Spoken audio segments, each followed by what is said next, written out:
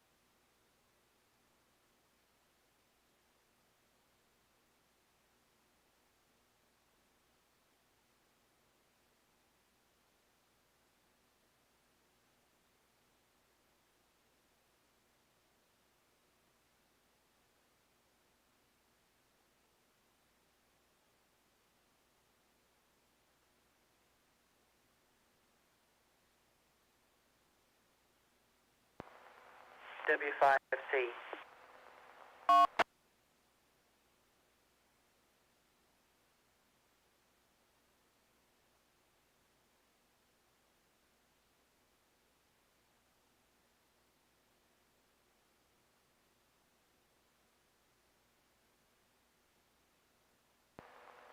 Mr. Chairman, I need to make myself very clear. If we uplink now, Skynet will be in control of your military. But you'll be in control of Skynet, right? That is correct, sir. Skynet. Good evening. The time is 9 p.m.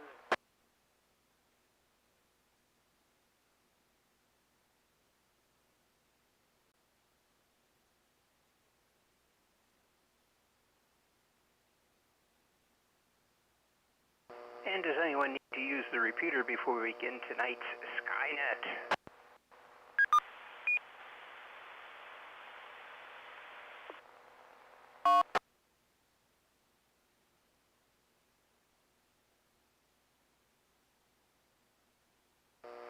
This is Kilo Echo 5 India Charlie X-Ray. My name is Tom in Corpus Christi, and I will be your net control for this session of the DARC Skynet. Skynet is a weekly net called every Saturday night at 9 p.m. concerning the subject of astronomy. Our purpose is to help amateurs become more familiar with the nighttime and daytime sky, astronomy, and space in general.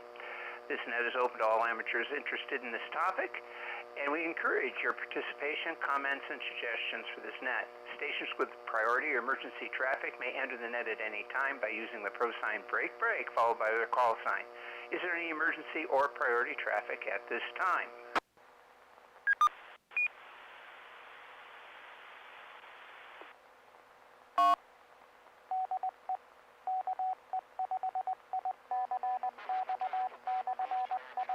Without direction from net control, that would be me this evening, and stations are reminded to ID at the end of their transmissions. This weekly net operates on this frequency with a PL tone of 110.9. Check-ins via Echolink are also possible using the W5FC-R station ID or Echolink node 37247. Tonight's topics: astronomy charts, pictures, and live audio video links are available online. All you have to do is go to the club website, which is whiskey5friedchicken.org, w5fc.org right now for a complete list. And remember to tell others about this popular net. You can also check in to the net electronically by going to the club website, look for tonight's announcement, and click on the hot link to the check-in, electronic check-in. It's right underneath my name, in fact. We will acknowledge you on the air, and don't worry, if you want to check in via voice, we will continue to do so over air and on Echolink.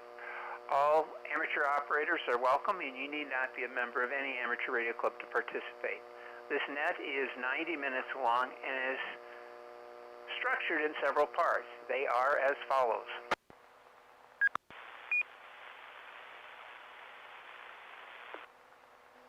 General announcements. Texas Astronomical Society of Dallas events, where and when you can look through a telescope. The National Space Society events.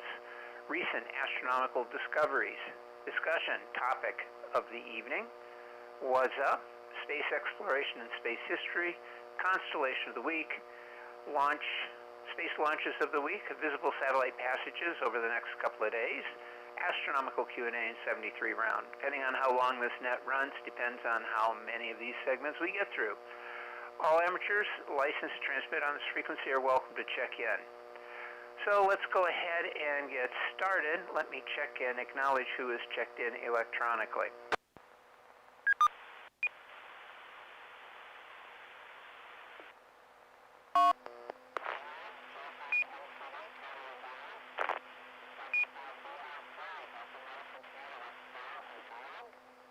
SG Antonio in Dallas, N5LIG Dale, Dallas, K5JHA, that's Chaz and Bob the Cat in the Milky Way solar system, multiple plane, I don't know, I ran out of space, he was still typing, I guess, You must have run out of space. KI5PGM, Travis McKinney, AG5PM, Rich and Rockwell, N5BB, Mr. Bill in Irving, NT5PM, Tony in Bird City.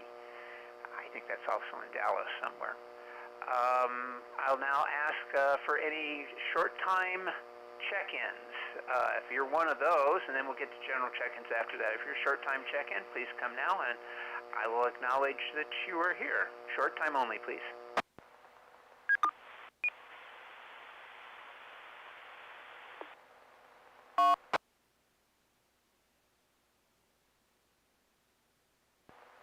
N5TXN mobile.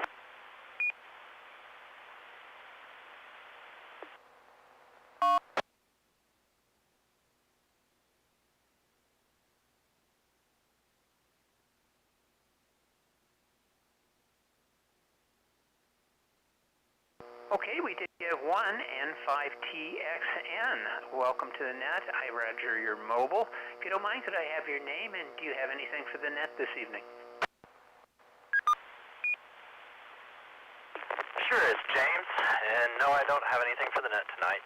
N5TXN.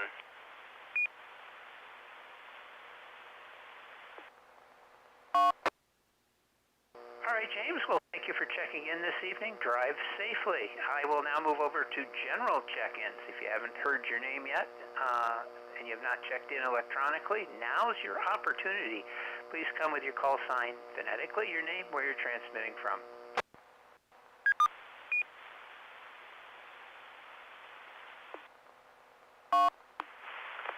Kilo, Golf 5, Uniform, Foxtrot, Romeo, Jacob, Farmers Branch.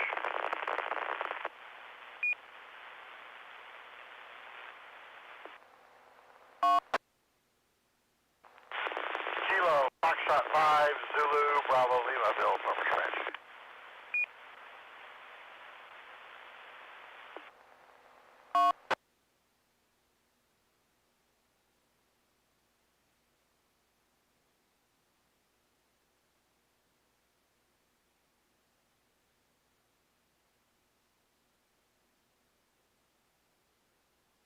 Okay, we picked up two. I've got KG5UFR, Jacob in Farmers Branch, and KF5ZBL, Mr. Bill, also in Farmers Branch. Additional check-ins, please come now.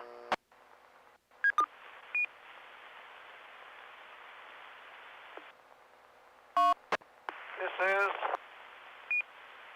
Kilo 5, Whiskey, Victor, Lima, James, and Carrollton.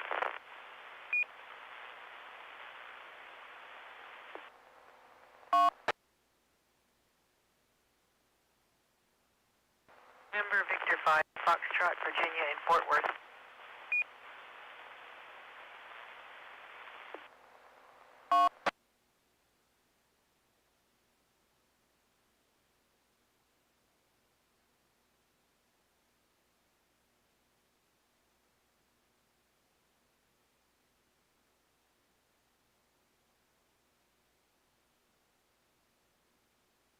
Okay, I picked up two there. I guess it's going to be 2 by 2 this evening. I've got James in Carrollton. James, you dropped out, and I'm a little rusty on call signs these days. I haven't done a net in months, so could you give me your full call again, please? I'm sorry.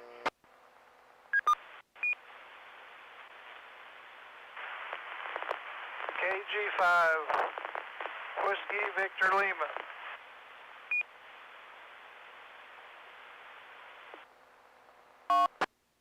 Thank you, I appreciate it. KG5WVL, that's James in Carrollton, and NV5F, Virginia and Fort Worth. Any additional check-ins over there?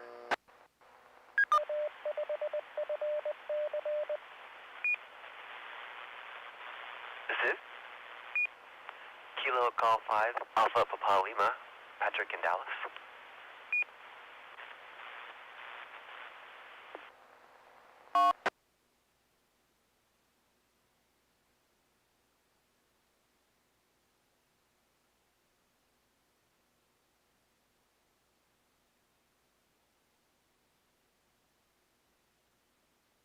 All right, and I got G5 Papa, something Lima. I know Patrick in Dallas. Once again, I'm a little rusty on call signs right now. Could you give me your call again, Patrick? This one's on me.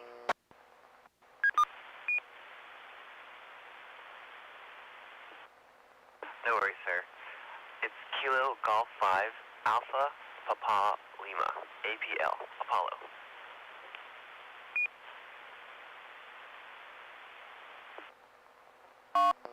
Thank you, Patrick. KG5APL.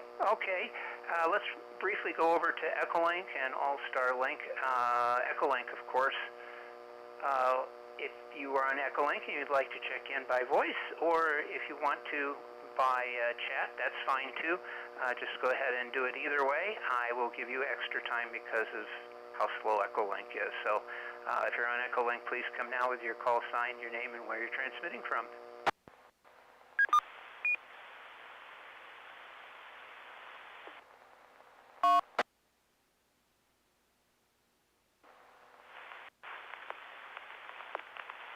WD5BPX.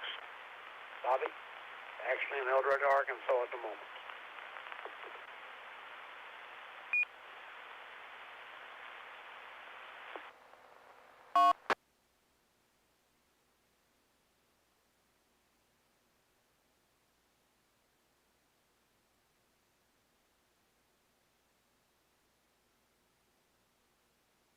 All right, very good. I check in now, WD5BPX, that's Bobby, somewhere there in Arkansas. I've got you checked in, and everyone else I see has already checked in other means.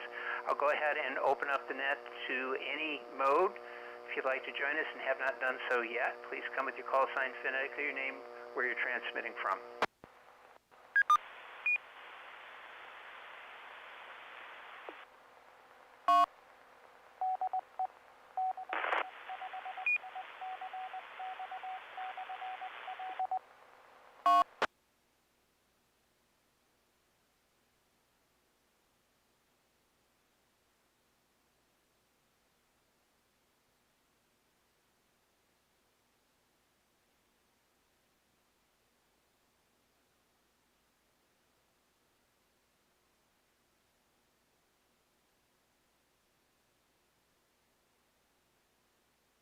Okay, I hear none, but I did see Robert Richardson, AA5AH, has checked in. So mark him as checked in. Thank you very much.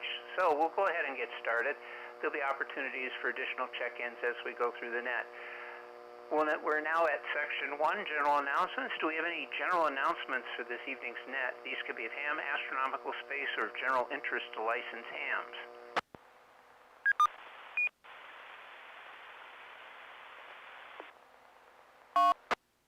November Tango 5, Tango Mike.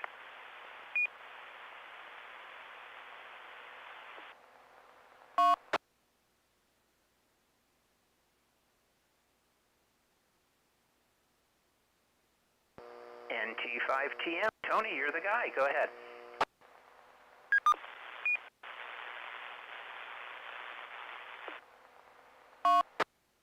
Well, first off, I feel very lucky that you're net control. I'm really glad to hear you here. And lucky in a less exciting way that tonight's Afterglow movie is in color. It had a budget and real actors, and it was pretty good. Tonight's Afterglow movie discussion topic is Shaun of the Dead from 2005. Yes, it is a zombie movie. Some people just can't stand zombies, but it's funny and kind of heartwarming. So I hope you can, well, I hope you've already watched it, because this net's pretty interesting and I don't want you to skip it. I hope you've already watched it and you can discuss it with us tonight at 10:30 or 10:35 or so.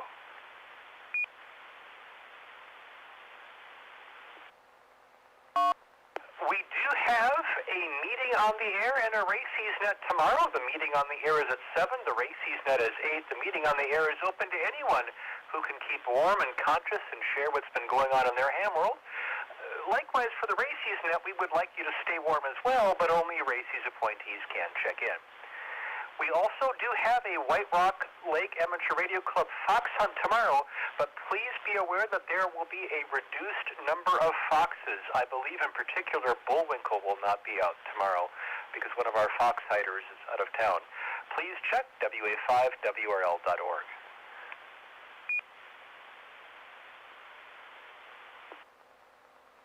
And last and absolutely not least, Winter Field Day is coming up next weekend. You have 2 great Winter Field Day opportunities, probably more if you look at other clubs like Irving and Richardson.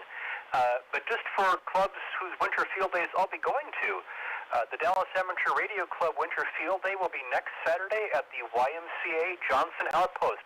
Yes, the same cushy, comfortable indoor facility we went to for Summer Field Day.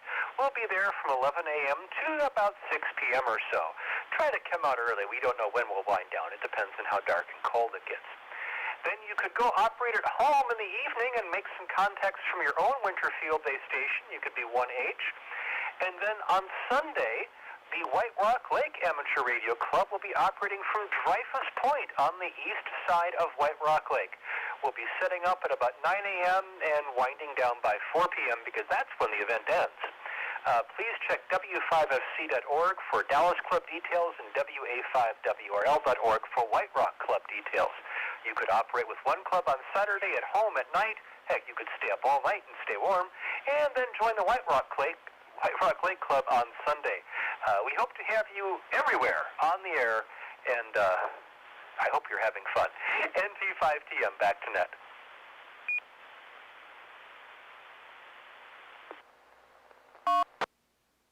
Why, thank you, Tony, and thank you for the announcements. Does anyone need any fills? Please come with your call.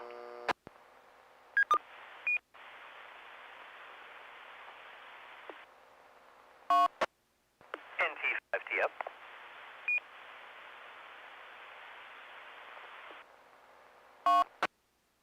Tony, did you forget something? By all means, go ahead.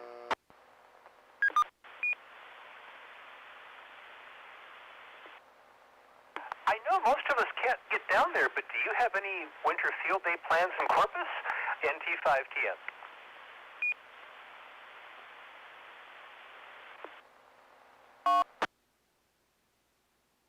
Well, Tony, there are 3 clubs down here. I think the Corpus Christi Amateur Radio Club is going to be doing something. Randy was over there talking, actually helping them with their repeater today. I was busy doing what I do, which is lots of running, so I didn't see that, but I believe would be down there, and probably either one or both of us will be manning the station at some point, but not sure exactly where or when yet. All kind of new still down here.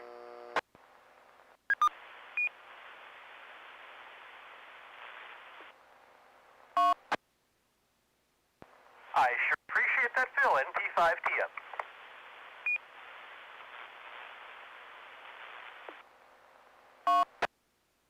All right, very good. Well, thank you for asking. Let's see, what else we got here? AMSAT, we know about that. I'll tell you anyway. The AMSAT group has 3 nets available. You also got to learn how to talk. Tuesday evenings at 8 p.m. is one. You can check National AMSAT for the National AMSAT net group. This is coming out of Houston. And they bring the most up-to-date information on amateur satellites currently in use or new ones coming online.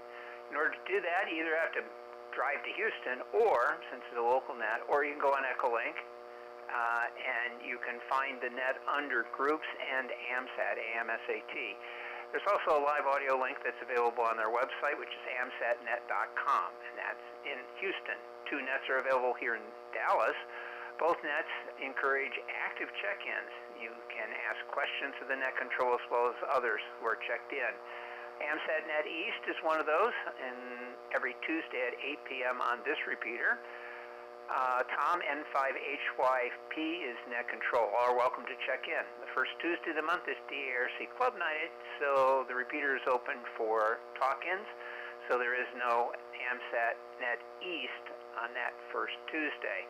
AMSAT Net West is every Wednesday night at 9 p.m. on the Arlington repeater. That's 147.140 megahertz with a tail tone of 110.9 with a positive offset. Now, the DARC hosts a number of nets on Monday evenings. You can check the W5FC ORG website to find out what they all are, but the third week up, the third Monday is coming up, and that will be a second helping of ham fixins. So if you have a question about cooking or something you would like to bring, As we all know, hams not only like to do radio, they also love to cook and eat. So no shame there. That will be at 7 o'clock this coming Monday. Now, Saturdays are the nights of net, a night of nets, where we have the airways buzzing until midnight. Boy, I wish I could talk. This is what happens when you don't do this for a while.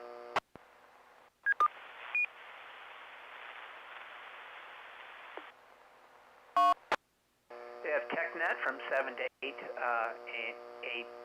p.m. Q&A on all things ham radio related. That just ended, so if you missed it, check in a little earlier next week and you'll be able to get news and information about ham radio events and contests. Skynet, that's the net you're listening to now from 9 until 10:30. All about astronomy, space, and space exploration. Then we have the Afterglow Movie Net, which you heard about. Will it be a hit or a dreaded miss?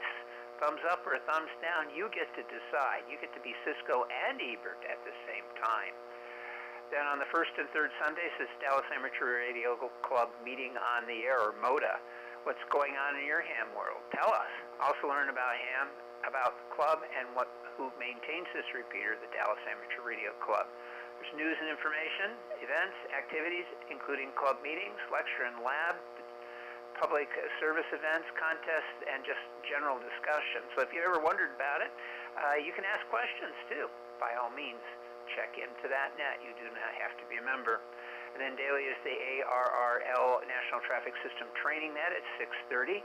7 days a week, learn about message handling and from this formal training net.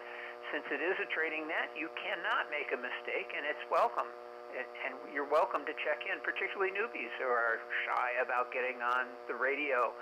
We'd love to have you check in. And then the NTS also conducts an evening net on the Irving WA5CKF repeater at 146.72 megahertz at 9:30 p.m.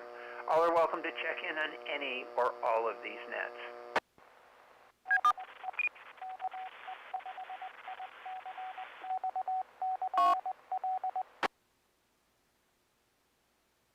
Now, Tony mentioned tonight's Afterglow Net. I generally give you something that's somewhat humorous, but this is a comedy anyway, so I don't know how you can make it any funnier, so I just put in a standard description. So, Shaun of the Dead from 2004 is a British comedy horror film that follows Shaun, a lazy, apathetic man living in London who must navigate a zombie apocalypse while trying to protect his girlfriend Liz and mother Barbara, ultimately finding a newfound sense of purpose and heroism despite his initially inept attempts to survive, all with his loyal but equally laid-back best friend Ed by his side. The film plays on the absurdity of the zombie outbreak through its dry humor and relatable characters. That's tonight at 10:30 p.m. If you haven't seen it, that's okay. Check in anyway and you tell us what your favorite and least favorite zombie movies are. All this information is available on the DARC website, w5fc.org. All right, I will now take additional check-ins, or if you need any fills, you can also recheck with me. So if you'd like to join us this evening, please come with your call sign, your name, where you're transmitting from.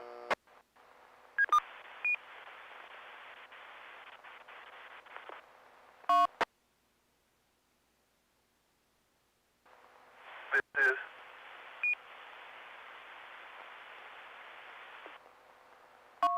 Whiskey 5, Golf, Uniform, Sierra, Gus, far northeast Dallas.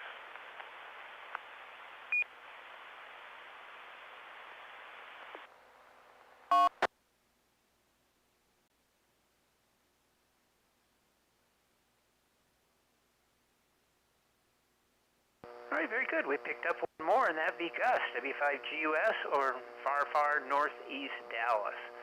All right, we come to Section 2, Texas Astronomical Society of Dallas events, where and when you can look through a telescope. And I'm going to call on Chaz, KF5JHA, to give us the lowdown on that. Chaz, please, go ahead.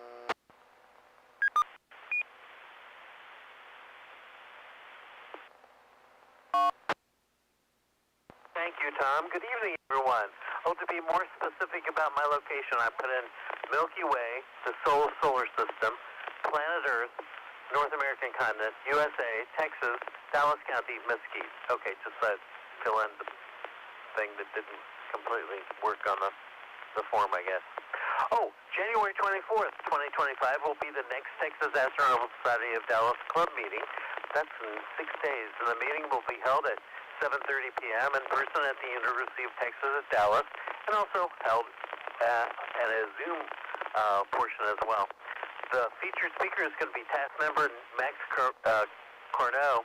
His topic is going to be orbital light pollution. You know, those satellites that streak through our images and stuff? Yeah. Saturday night public observing sessions continue. Skynet was picked to be on Saturday night, so there could be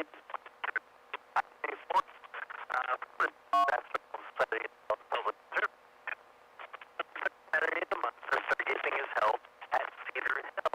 Is there any cameras at the current stargazing at Cedar Hill that would like to make a report? If so, your cell phone.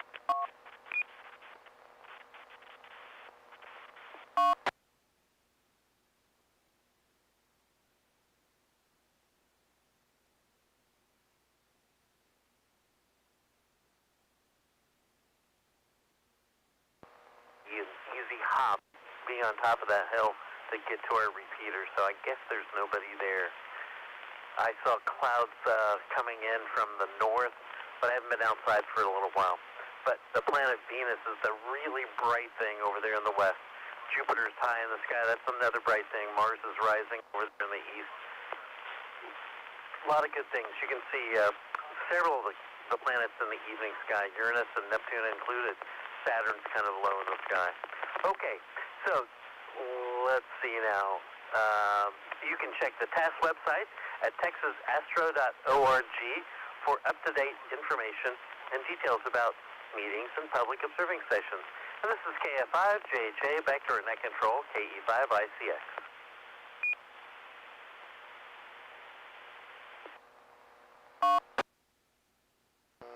Great, thank you, Chaz. Does anyone need any fills on that?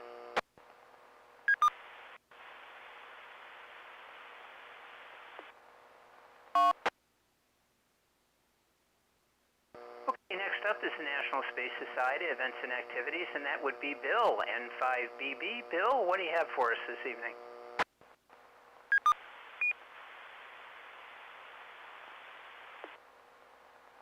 Thank you, Tom. This is N5BB.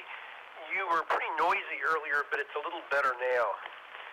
So I think the link just isn't hitting the 80 repeater that well. It sounds like just kind of crackling noise. Okay, this is N5BB. I am the National Space Society, North Texas Chapter, Vice President and Membership Director. You can reach me at space@byrom.net. That's BYROM.net.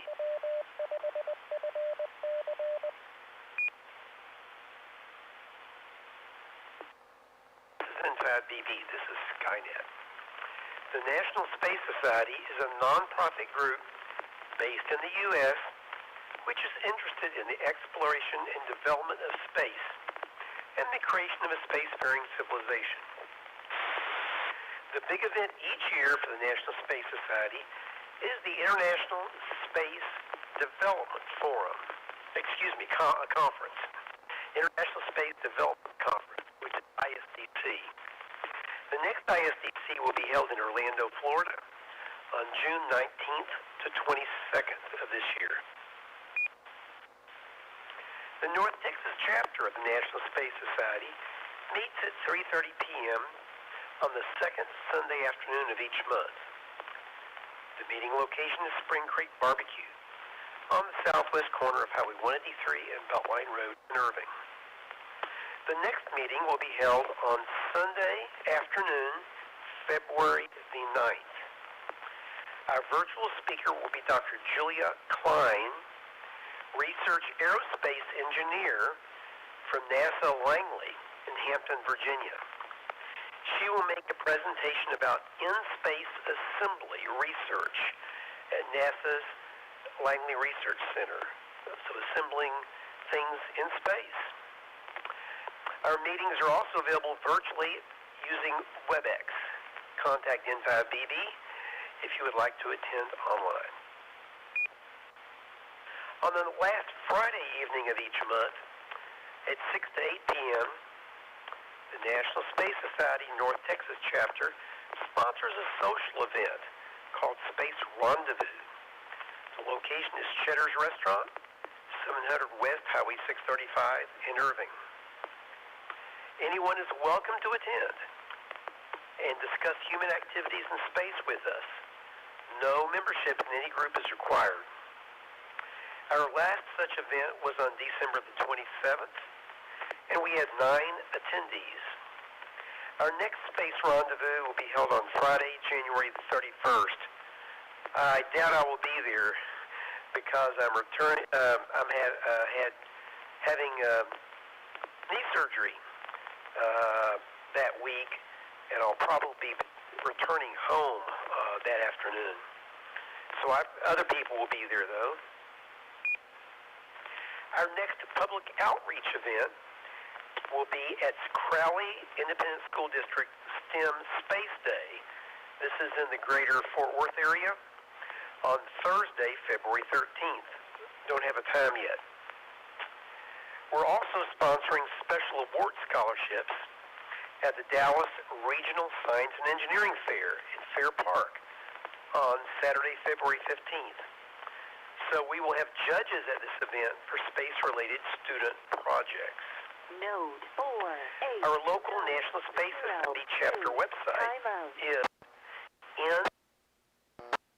nss.org. Our group also has an active Facebook page. Just type National Space Society of North Texas into the search box.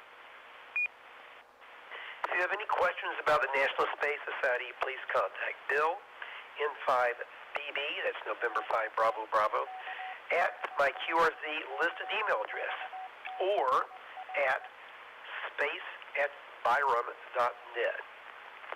That's all I got, Tom. This is N5BB, back to net.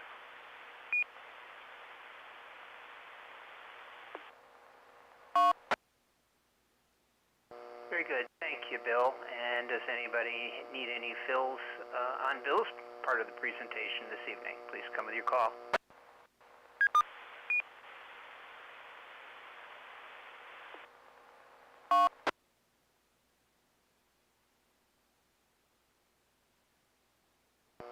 Okay, hearing none.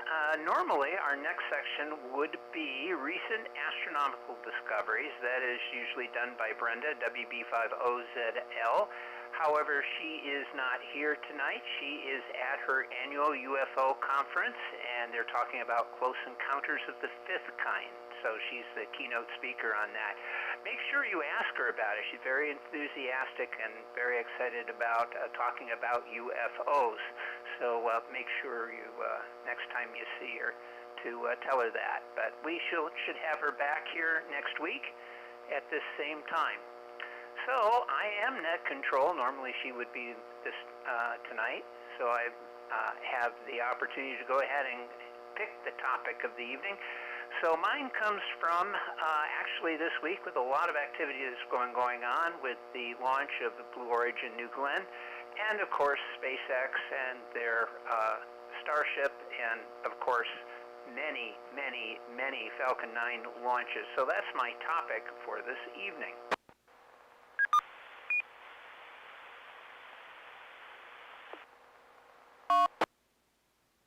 Now, we'll have some news section here, but this came first because it's the topic of the evening. So I won't cover everything in my topic. That will be covered in the news section. But there's a little bit here and there, and this is just a short thing to compare the SpaceX Falcon 9 rocket and Blue Origin's New Glenn. And that's what I'm going to do now. And most of this is compiled from several articles that come and some things that I wrote up, but most of it comes from space.com. If you haven't been there or you haven't been there recently, it's a great website. Check them out. It's updated every single day. And one of the more curious things they've got right now is there a space launch today? That is a daily segment.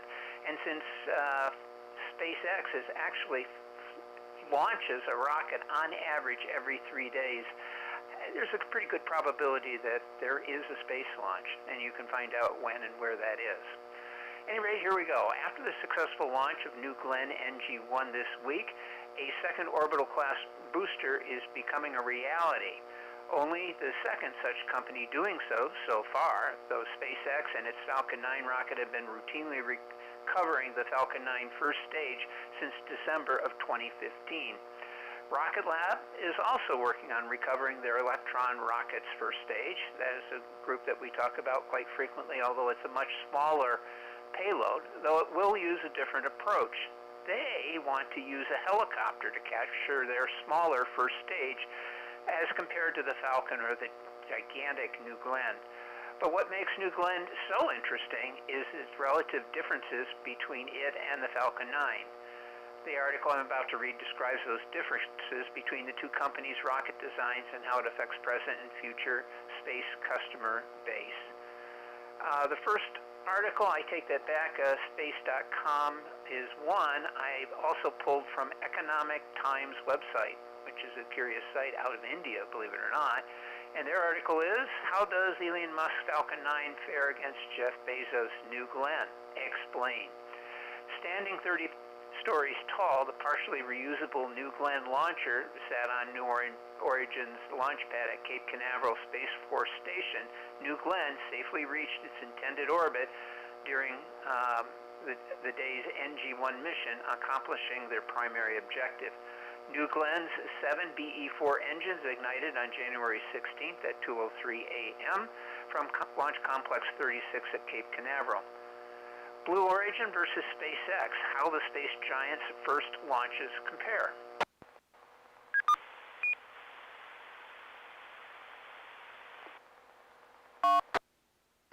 Blue Origin, which has now had its first successful launch, wants to establish itself as a major space player along with Elon Musk's SpaceX. The latter's first orbital launch attempt came on September of 2008 as the Falcon 1. It then became the first privately funded company to successfully launch by Falcon 9 orbit and recover a spacecraft. That was on December 9, 2010, although I had something conflicting that said 2015, so I'm not so sure about that. I think, just from recollection, it was 2015, but I could be wrong.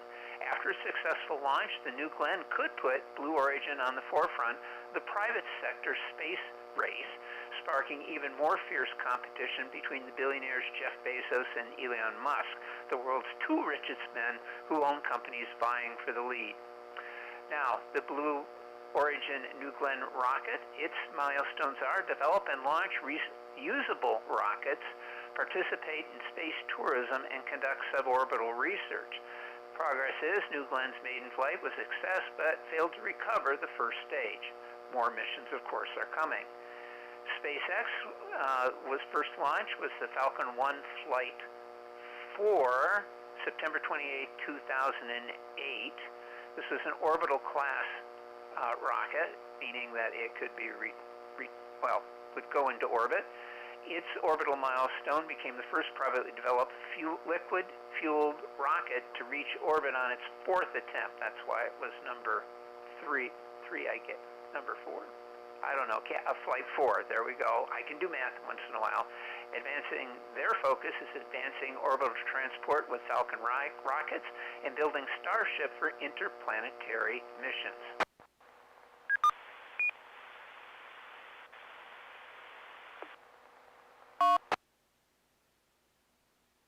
So why does Blue Origin's debut matters? Well, it marks a significant challenge to Elon Musk's dominance in the reusable rocket market with SpaceX. SpaceX Falcon 9 has become the industry standard, achieving 132 launches in 2024 alone and boasting a 99% success rate, according to Newsweek. The competition extends beyond rockets. New Origin's New Glenn will play a pivotal role in Amazon's Project Kuiper, a satellite internet service poised to compete with SpaceX Starlink. Success in both markets could redefine the global space industry and accelerate advancements in reusable space technology. But how does New Glenn compare to Falcon 9?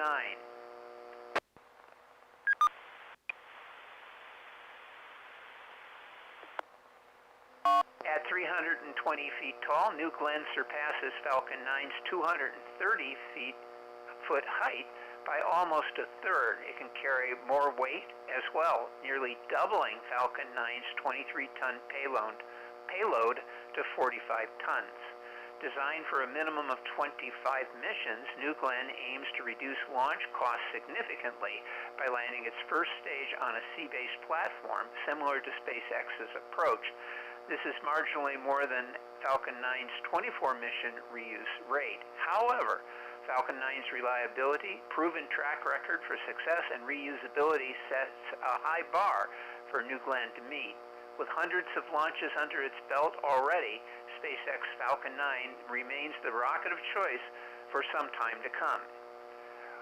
And what Jeff Bezos has said about Blue Origin. He says he does not think SpaceX CEO Elon Musk will use his close ties with U.S. President-elect Donald Trump to undercut his space company Blue Origin. He brought that up, not the people. Well, I guess maybe a reporter did, adding he feels very optimistic about the incoming administration's space agenda. And he's quoted here, Elon has it's been very clear that he's doing this for the public interest and not for his personal gain. And I take him on his face value. Bezos, founder of Blue Origin, which rivals SpaceX in the space industry, told Rutgers in an interview. My own opinion is that we should do both. We need to go to the moon and we should go to Mars, Bezos said, when asked if he was concerned about changes to NASA's moon program. What we shouldn't do is start and stop things. We should continue with the lunar program for sure, he said. Blue Origin is also seeking government contracts, and as stated on the U.S. Space Force website this week after New Glenn's successful mission, quote, commercial launch partners such as Blue Origin must execute a successful certification process prior to carrying national security payloads into space. Serving as a vital force multiplier, commercial partnerships significantly enhance Space Force's competitive edge in the space domain. This approach strengthens USSF's capability, elevates, increases capacity, and fortifies the resilience of space architecture, ensuring the U.S. remains at the forefront of a rapidly evolving industry. And that's it on the article. If you had a chance to see the video portion, you'll see that the new rocket itself, the New Glenn, is very big. When you look at that thing, you can there is a comparison with the Saturn V. It's almost as tall, not quite, but about, I think, 75 feet shorter than a Saturn V, but it is a gigantic rocket. So very excited, and this should be very interesting. And the competition that, of course, will heat up will be a fascinating thing to watch as well. So let me go ahead and ask if there are any questions. I'll try and answer them. I'm not an expert on this topic. I think it's all evolving and new, but if you have a question and you'd like to bring it to the net, please come with your call now. November 5, Bravo, Bravo. Whiskey 5, Golf Uniform, Sierra.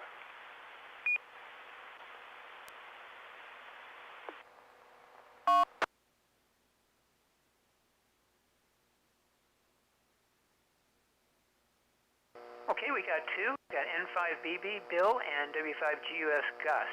Bill, you were first. Please go ahead. This is really a comment. This is N5BB about nucleon. So it's more than 320 feet tall, 98 meters. It's very large. And one of the neatest features about it is on the second stage, where it's got its payload on the top. The payload fairing is 7 meters in diameter. This is twice the volume of a traditional 5-meter kind of fairing. So they can get bigger constellations of small satellites and larger payloads. So no, this is not a Starship. It has quite a bit less fuel, less size, and everything. But it has a very large payloading, And also, of course, the first stage is fueled by methane, which is less expensive, and the second stage is hydrogen, which has more energy for doing things once it gets into space. So this is a very interesting rocket. It's very interesting that it looked like originally Blue Origin was taking their time. But the reason is initially they thought they would only be building the New Shepard going to, which is suborbital. But they changed their mind, decided to get into the projects with the big guys. So I was very excited about the launch. I stayed up and saw it early in the morning. In 5BB, thank you.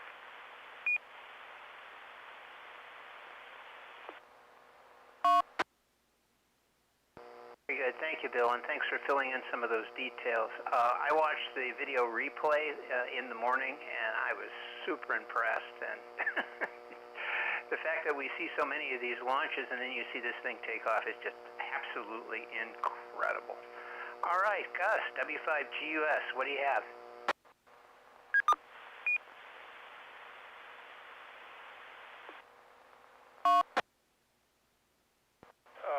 Well, thank you, Tom. Yeah, I was trying to remember that the Blue Horizon vehicle used different type of fuel for propulsion, and I think Bill got the answers for me there when he just chimed in. Curiously, I wonder what does what other fuel is used for Starship as compared to Blue Horizon's fuel. Back to you, Tom. W5GUS. Thanks, Bill, also.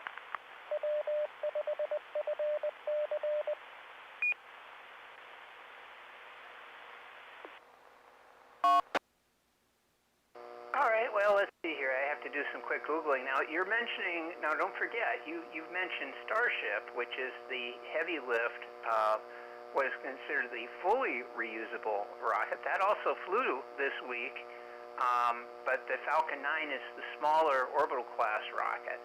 The Starship is designed for missions to the moon, has been selected for as a lunar lander. Hopefully one of these days we'll be doing that in concert with America's return to the moon. And then Elon Musk wants to use this as a transport vehicle for humans to Mars. This rocket then would be reused. It's the one with the definitive fins on it that give it controlled re-entry so that it can be returned back to, at least initially, to Cape Canaveral and then Starbase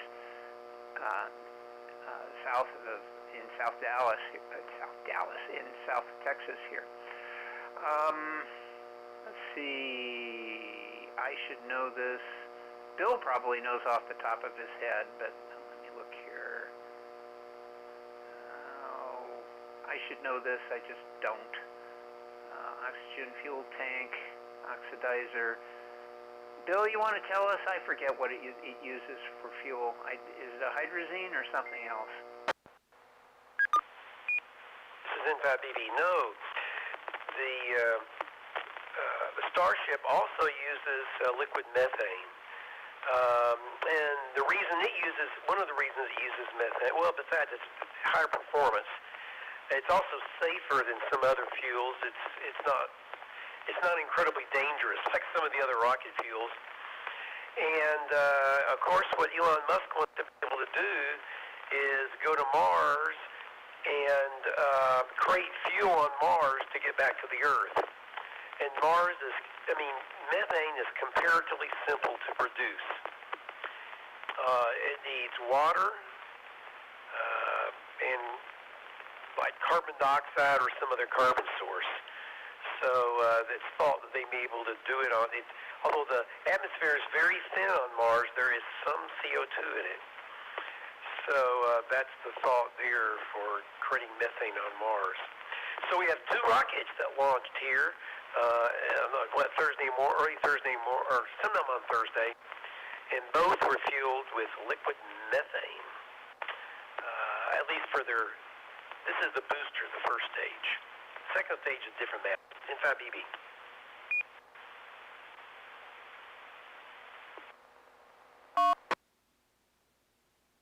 Thank you, Bill. And I knew he would have the answer because he's National Space Society guy, and they talk about this stuff all the time. Bill, Gus, did that answer your question? I hope. Yes, indeed. Thank you, Tom. I knew there was a difference there, and thanks for the both of y'all for the answers. Back to you, Tom, W5GUS.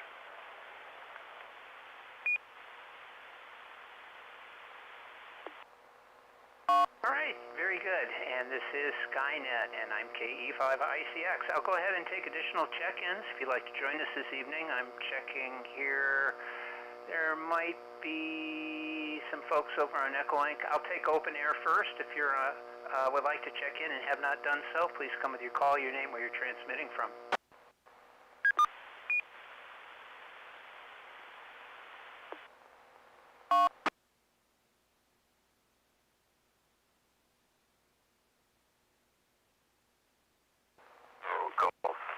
Bravo Zulu Whiskey J, Air Weather.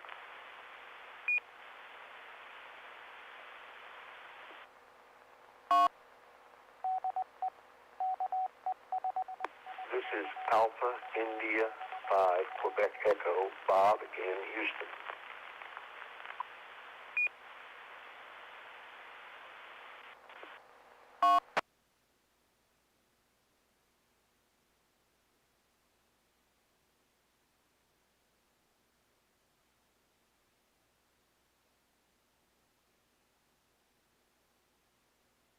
Okay, we've picked up KG5BZWJ near Weatherford and AI5QE Bob near Houston. Thank you both for checking in. Anyone else, please come with your call, your name, and where you're transmitting from.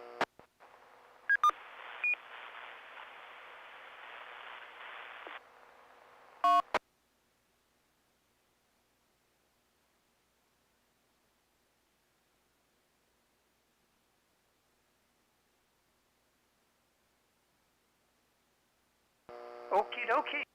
Up next is Chaz again. So Chaz, K5JHA. It's time to find out what's up, or was up. So tell us, what's up?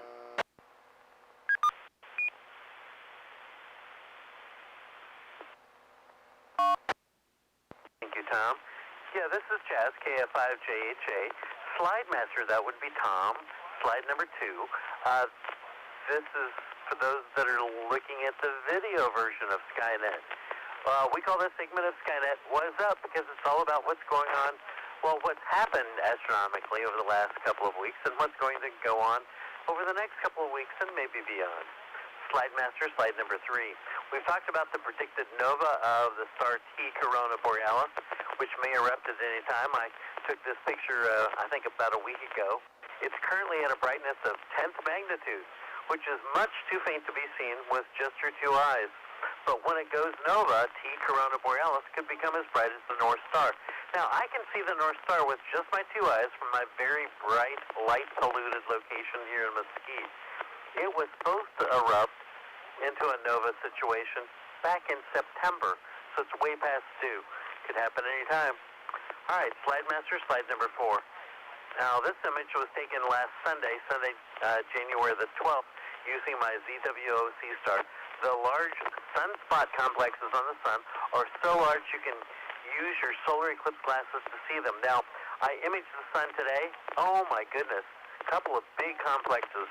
If you get your solar eclipse glasses out, yep, you could have seen it. I guess hopefully it's going to be clear tomorrow, so you can try it again tomorrow. The sun is near its 11-year solar maximum. We don't know when that's going to be until after it's passed, but I talked about the solar eclipse cycle about 6 weeks ago on Skynet. Slide master, slide number 5, please.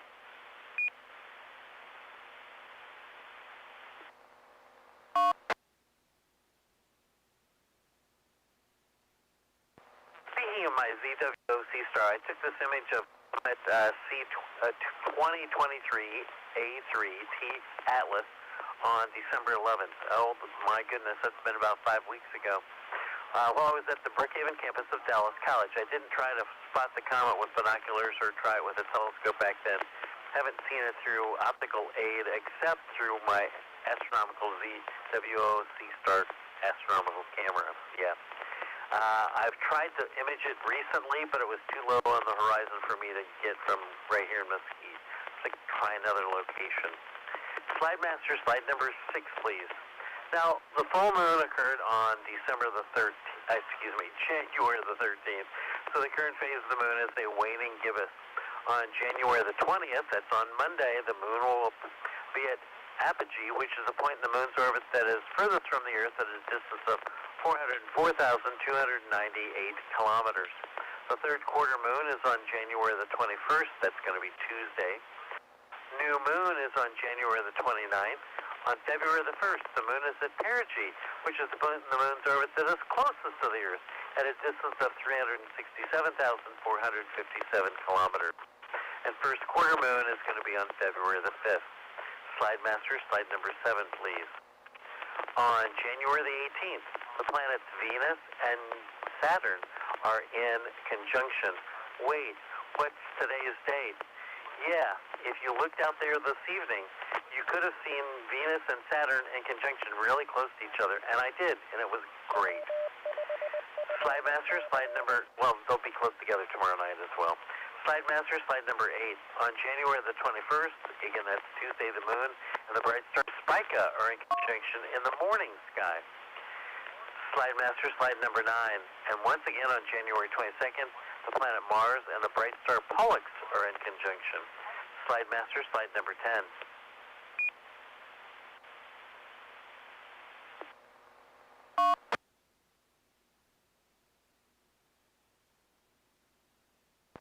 On January the 24th, the moon and the bright star Antares are in conjunction in the southern morning sky. Slide master, slide number 11. On January the 31st, the moon and Saturn are in conjunction in the southwestern evening sky. You might need to use binoculars to find them in the twilight. On slide master, slide number 12, on February the 1st, the moon and Venus are in conjunction in the west-southwestern evening sky. Venus will be getting lower and lower in the sky. Venus is so bright right now that you could actually see it in the daytime. Just need to try. There's different methods for doing that. You can search online for that. Slide master, slide number 13. On February the 6th, between midnight and sunrise, the moon occults the Pleiades star cluster. Now, that's happened a couple times already over the last year. You need just your 2 eyes to do this. But if you use binoculars or telescopes, they will greatly enhance your view of this event. Remember, midnight to sunrise on February the 6th. Slide master, slide number 14. Later on the evening of February the 6th, there's a conjunction of the moon and the planet Jupiter in the evening sky. And this is KF5JJ, and this is Skynet. Slide master, slide number 15.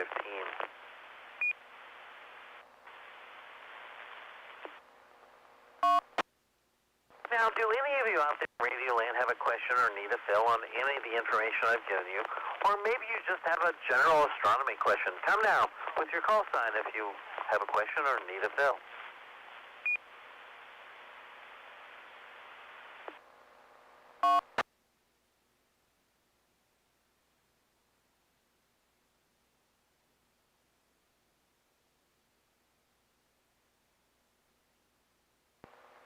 Hearing nothing. Slide master, slide number 16. So as the moon wanes next week, so these words for the segment of Skynet: stay safe, keep well, pray for a world that's the only one where humans live right now.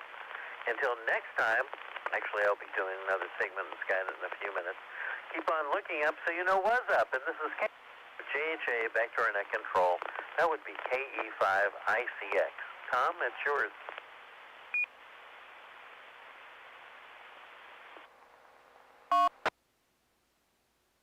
Thank you, Jazz. And yeah, I've got a view out to the south and here onto the water. Yeah, I'm on the water, believe it or not, down here in Corpus. Maybe you may have wondered why I moved it all the way down here. Well, I'm on the water. It's pretty cool.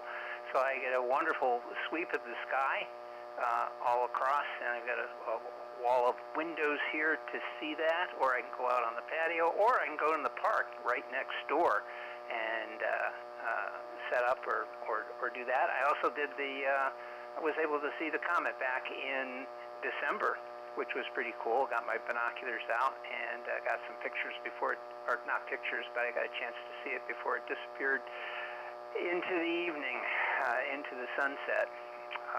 Well, to the south, but set to the south, that is. Okay, the next segment is space exploration and space history. That's alternated between Brenda and I.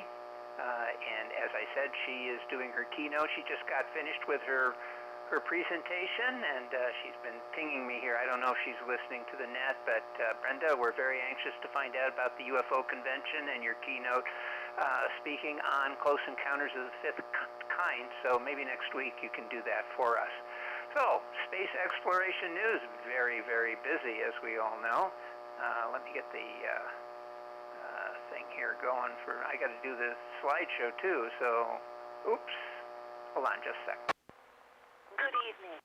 The time is 10 p.m.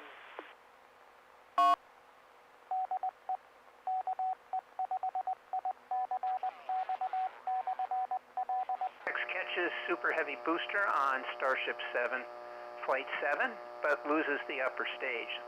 The company that launched, this would be SpaceX, its Starship mega rocket for its 7th time ever on December 16th, sending the 403.5-foot tall reusable vehicle aloft from Starbase in South Texas at 5:37 Eastern Time.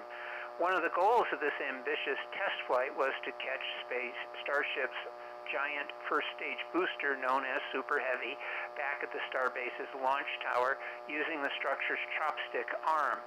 SpaceX pulled this off for the first time, Starship Flight 5 in October, and did so again on whatever date I said, the 5th. This is in present tense. It said today. Well, it wasn't today. The 33-engine booster nestled softly into the tower's arms about 7 minutes after liftoff today, showcasing the time-saving recovery strategy that SpaceX intends to use for both the Super Heavy and ship Starship's 171-foot tall upper stage. But not everything went to plan. SpaceX lost contact with ship around 8.5 minutes into flight, apparently after the vehicle suffered some kind of anomaly.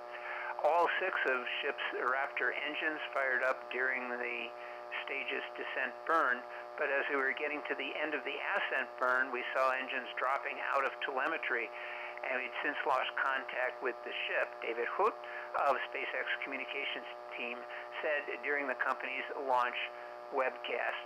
And citizens across the globe have been taking pictures of the thing blowing up, most of it in the Atlantic islands. You could see very spectacular, almost fireworks-like activity. But you can check that out. YouTube's got a zillion of them. Next up, Jeff Bezos' Blue Origin launches massive New Glenn rocket into orbit on first flight.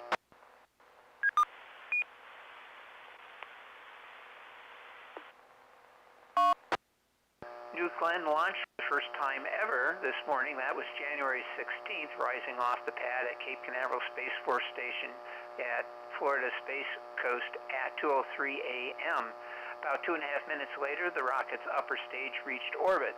That was the main goal of today's test flight with the company called NG-1. We got to orbit safely, Arlene Cornell, Vice President of In-Space Systems at Blue Origin, said in the company's webcast. Congratulations, everybody. What a day. Blue Origin also tried to land New Glenn's reusable first stage on a ship in the Atlantic Ocean, which is nicknamed Jacqueline after the company's founder, Jeff Bezos' mother.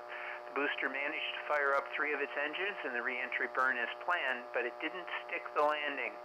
We didn't have a booster landing, but man, we got close, Cornell said. We collected a lot of data. A successful landing would have been something of a surprise. The company has stressed repeatedly that the lead up to launch that this was a secondary goal that was unlikely to be achieved on NG-1.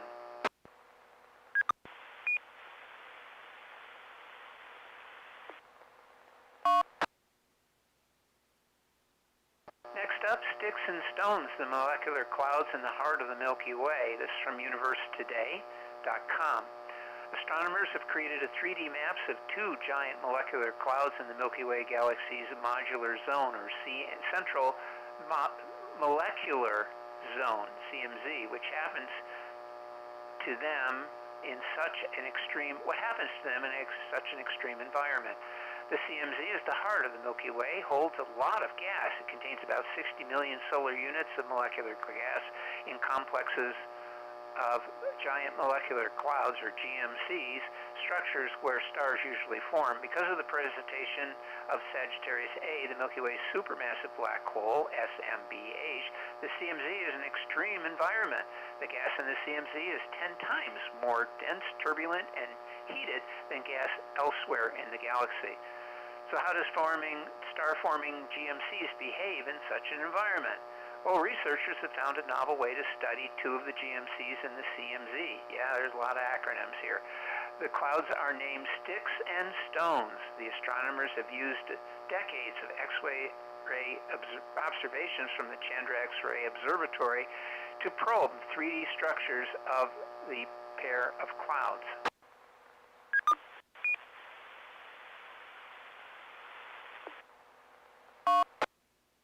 University of Connecticut physics researcher Dania Aboslini and postdoctoral researcher Dr. Samantha Brunker are both with the Milky Way Laboratory at the University of Connecticut. They've produced two manuscripts presenting their new X-ray tomography method and the results. Brooker, the lead author of the 3D MC1 X-ray tomography, begins to unravel the 3D structure of the molecular cloud in our galaxy center. That's the name of it.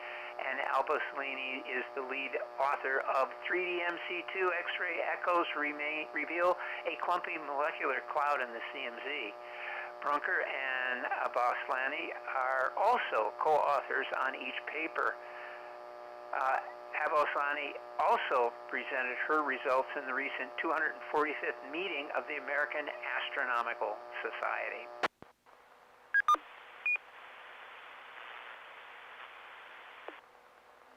On birthdays, January 14th, 1943, Shannon Lucent was born. She flew on STS-51G, 34, 43, 58, STS-76, and 79 to the Mir Space Station. Next is L. Blaine Hammond. He flew on STS-39 and 64. Born on January 16, 1946, was Michael Coates. He flew on STS-41D, 29, and 39. And then finally, Jerry Liniger, born January 16, 1955, flew on STS-64, 81, and 84 to the Mir Space Station. Now, on to space history. We have TDRS 6 launch. This is an American communication satellite that a first generation, which was operated by NASA as part of the Tracking and Data Relay Satellite System. It was constructed by TRW and based on a custom satellite bus, which was used for all 7 first generation TDRS. Now these are used for continuous communications, mainly for the International Space Station, but can be used for others. It actually sits in a higher orbit, so that when there are blackout areas in orbit, this satellite can actually relay back to Earth, and we get continuous coverage, which is pretty cool, and that continues today. Now, of course, we have Elon Musk and his Starlink set up, which he's using his satellites and communication satellites in orbit to do basically the same thing. So it's very interesting. This was the original way they went about doing this. Okay, next up is January 14th, 1969, the launch of Soyuz 4, carrying astronauts Vladimir Shatov on his first flight and aiming a mission that was docked with Soyuz 5 transfer 2 crew members from that spacecraft and return to Earth.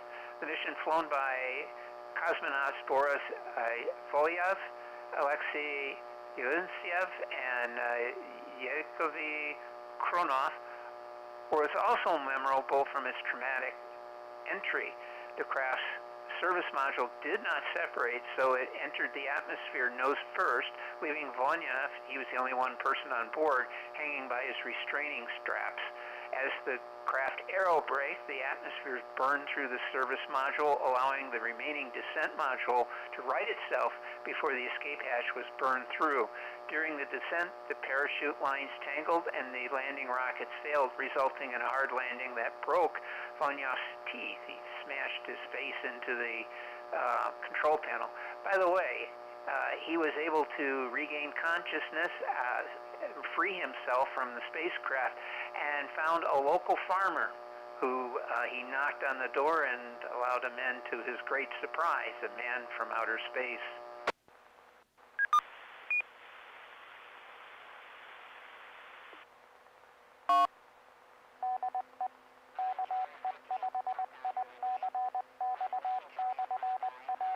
Mercury.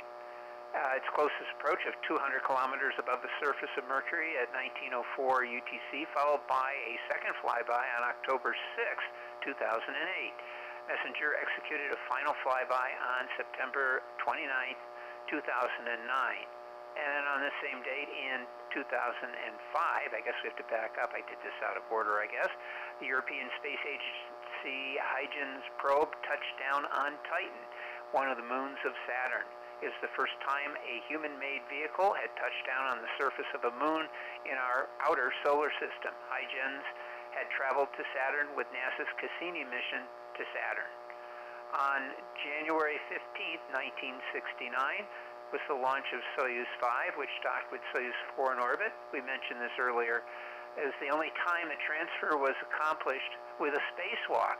2 months before the United States Apollo 9 mission performed the first internal crew transfer.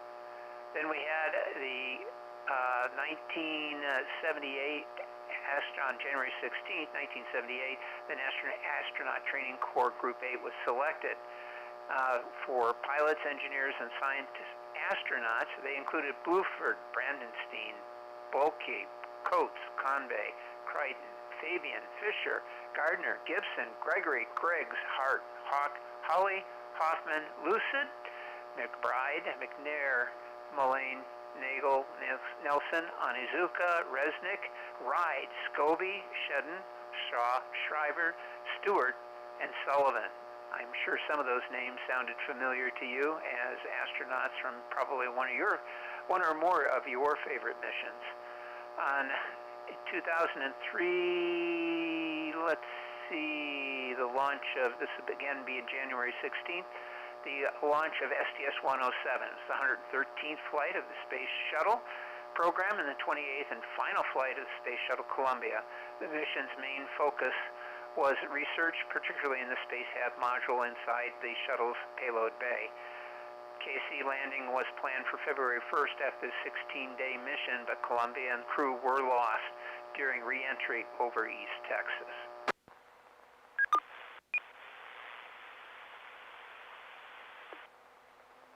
I forgot to put a picture in here. NASA's January 17th, 1990, Astronaut Training Corps 13 was selected. This group was selected to provide pilot, engineer, and scientist astronauts in the Space Shuttle Day. Appears that announcements happen in January for these. The names include Bursch, Chino, Clifford, Cockrell, Collins, Ellen, Curry, Gregory, William, Housel, Harris, Helms, Jones, MacArthur, Newman, Ochoa, Precourt, Surface, Siga, Thomas, Voss, Janis, Waltz, Wilcott, Wilsoff, and Wolf.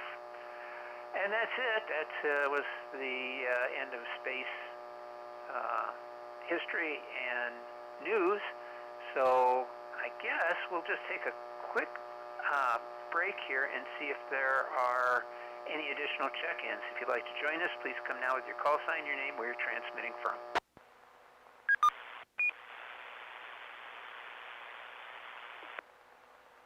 5 Juliet Delta Whiskey, John Coppell.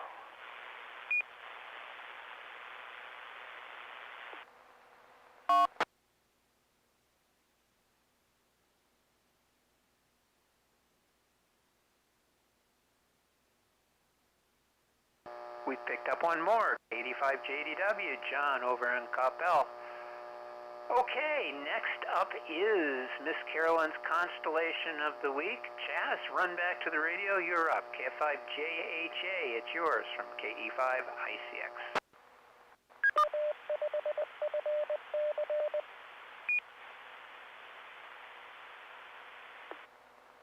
I've been lucky tonight. Bob the cat is not right beside the computer.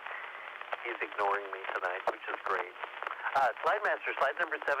Miss Carolyn's Constellation of the Week is named in honor of Silent P. Carolyn, PC50ZT. Carolyn contributed to Skynet each week, almost from its beginning in 2012 until May of 2019, with a detailed look at one particular constellation each week. Now, since there are about 52 easily visible constellations seen in North Texas throughout the year out of the 88 total number of constellations, so Miss Caelum covered the entire sky as seen over North Texas in a year. And in her honor, we've continued that tradition of a constellation per week and named this segment after her. Miss Caelum's constellations of the week this week are two: Caelum the Chisel and Columba the Dove. Wow, okay. Slide Master, slide number 18. Caelum constellation is located in the southern hemisphere of the sky. It is named Latin for chisel. The small faint constellation was originally named the Sculptor's Chisel. It is one of the 14 constellations created by a French astronomer in the 18th century. Caelum is the 8th smallest constellation in the sky, occupying an area of only 125 square degrees. There are no myths or legends associated with Caelum. Slide Master, slide number 19, the jokes of the week, which are associated with the constellations. Here we go.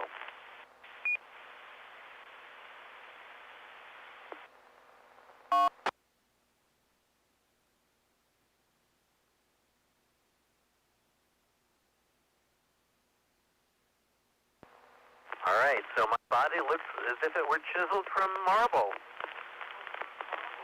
I'm not muscular whatsoever, but I just have a marble complexion. Oh, go on, these are funny jokes. People keep telling me that the ancient statues of people are idealized to make the person look better.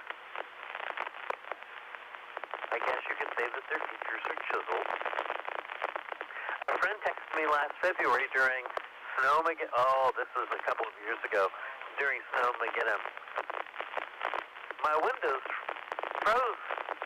I texted back, pour warm water on it, and then lightly tap on the edges with a hammer and chisel.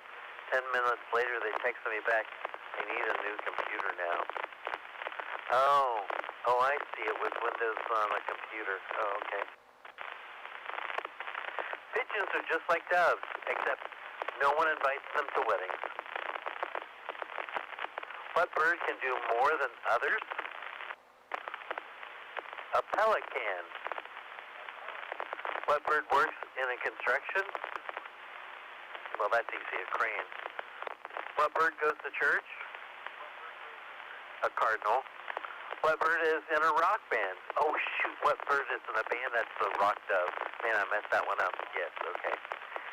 This is KF5JHA, and this is Skynet. Slide Master, slide number 20.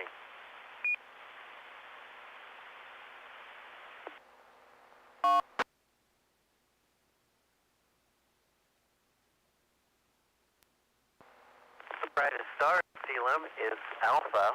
It shines at magnitude 4.44 and is difficult to see from light-polluted areas. In fact, I can't see it from here. It is a binary star, approximately 65 light years distance and about 900 million years old.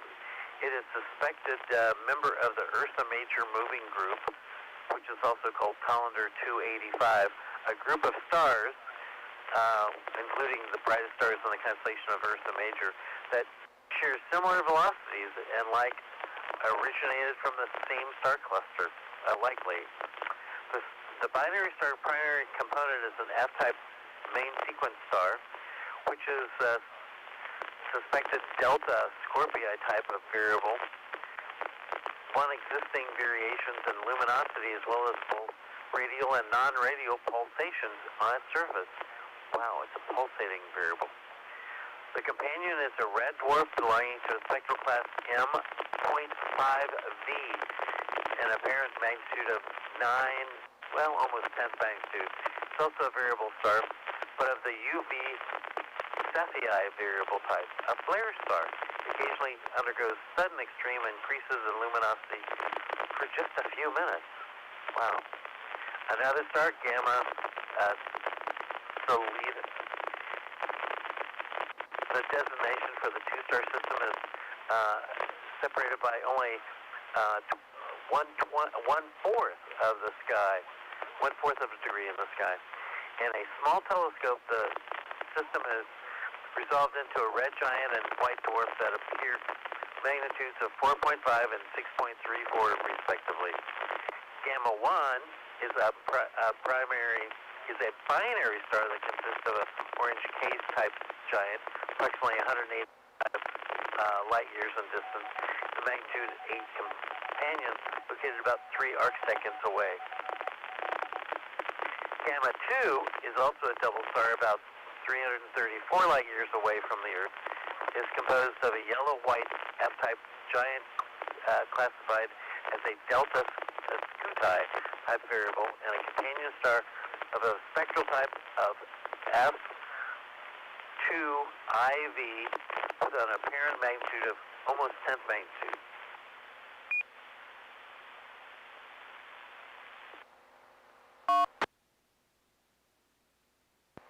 Slide master, slide number 21. Caelum does not have any prominent deep sky objects, only a few very faint galaxies. NGC 1679 is a barred spiral galaxy located 2 degrees south of Beta,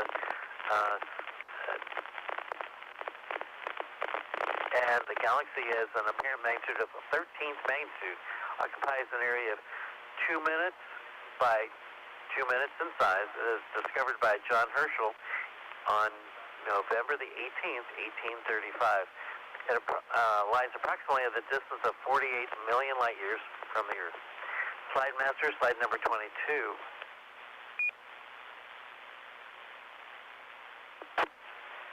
IC, that means index catalog, 2106 is a barred spiral galaxy that lies approximately 229 million light years from the Earth. The galaxy was discovered by Lewis Swift on December the 26th, 1897. It's a visual magnitude of 13. Again, these are faint things. You need a big light bucket to be able to see them. Slide master, slide number 23. Columba constellation is located in the southern sky, and it means the dove in Latin. The constellation's original name was Noah's dove. It's named after the biblical dove that informed Noah that the great flood was receding. Noah's dove is sent from the ark to see if there was any dry land left after the great flood. The bird returns holding an olive branch in its beak, signaling that the flood is receding. Columba is the 54th constellation in size, occupying an area of 270 square degrees. Slide master, slide number 24.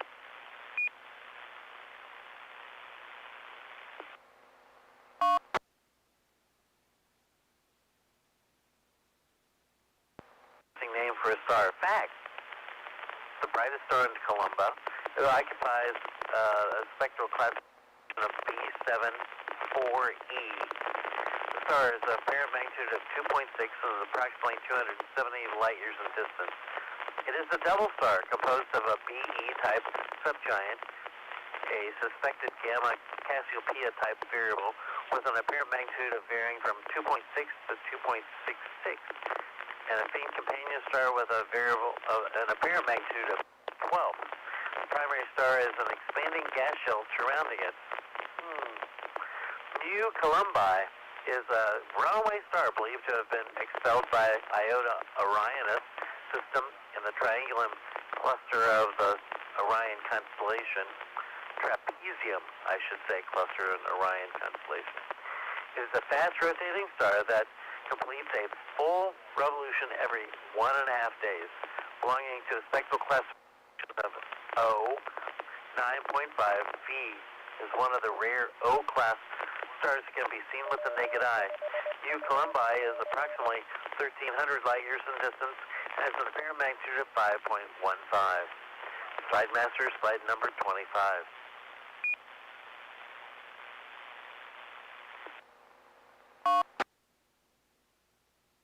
You see, 1808 is a Seaford galaxy, approximately 40 million light years in distance.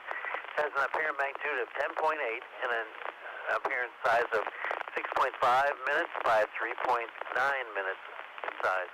NGC 1808 is a barred spiral galaxy that shares a number of similarities with the Milky Way galaxy. It has an unusual nucleus shaped like a warped disk and shows odd flows of hydrogen gas flowing out of the central region. The galaxy is believed to have a lot of star-forming activity occurring in it. And the last one we're going to cover, the last object, is slide master, slide number 26, NGC 1851, also known as Caldwell 73, globular cluster in Columba. It has an apparent magnitude of 7.3 and is approximately 39,500 light years in distance. The cluster occupies an area of about 11 minutes in size. So it's not very big, and it's kind of far away. And this is KF5JJ, and this is Skynet. Slide master, slide number 17.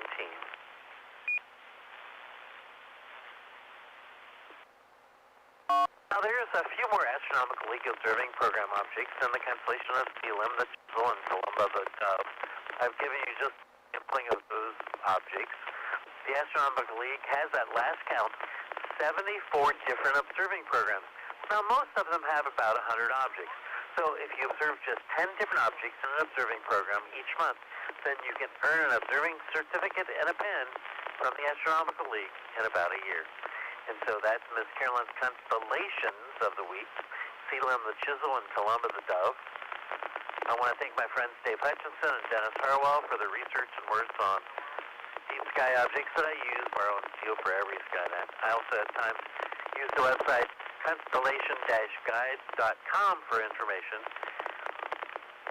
I don't know what next week's constellation is going to be. I forgot to write it down. Oh well. It'll be great for both of us. This is KF5JJ. Chaz saying goodnight in 73. Back to our net control. Tom, it's all yours. KE5ICX.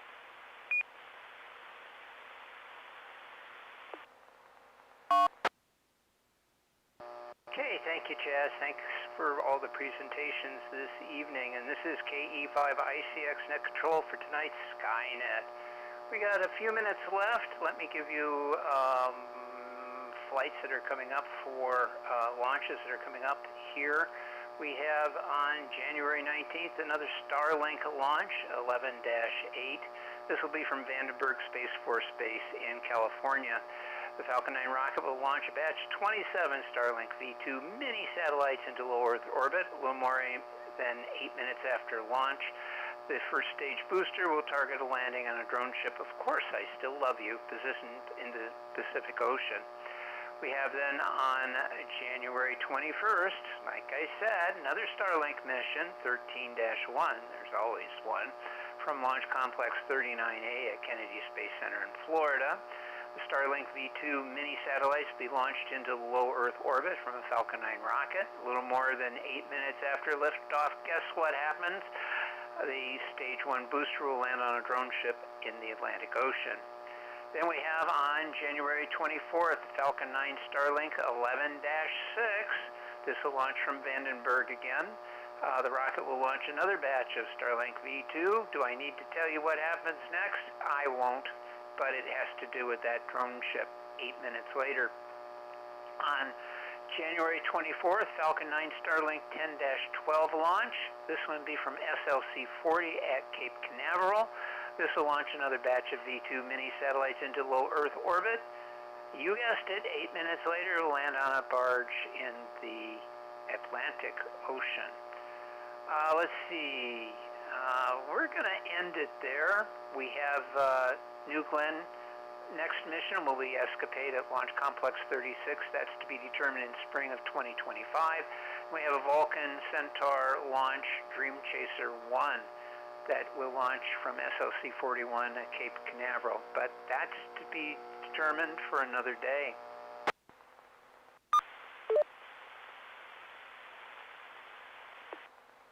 Go ahead and take a final round of check-ins. If you'd like to join us this evening and have not checked in yet, please come with your call sign, your name, where you're transmitting from.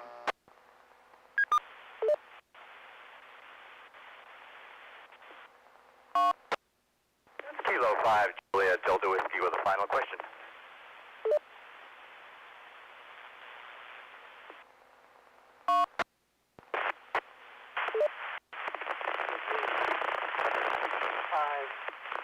I'm completely operational, so all my circuits are functioning perfectly. Afterglow Movie Net.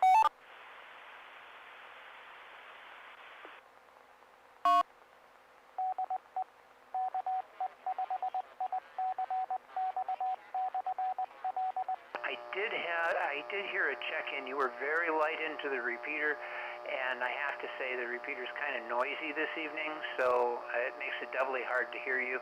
If you would, that breaking station after John, would you try again? You might want to give your call sign twice. I'm going to turn it up so I can hear you, but speak a little louder simply because the repeater is noisy this evening.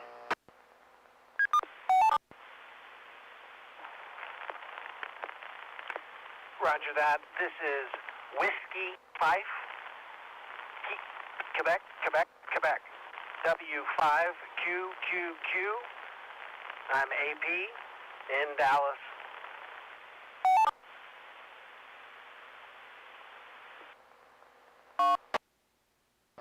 Excellent. I got you that time. W5QQQ. Nice call. New call, I'll bet.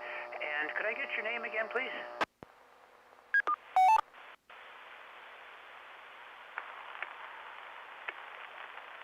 My friends call me by my initials, which are AP, as in Alpha Papa. AP, Alpha Papa, in Dallas.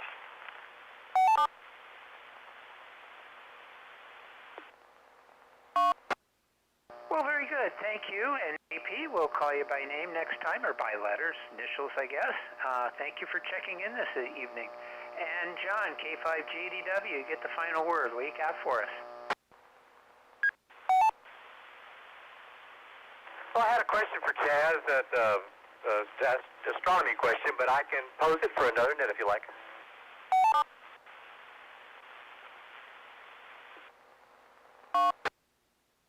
Well, let's find out if he's still out there. Chaz, are you still there? K5JJ?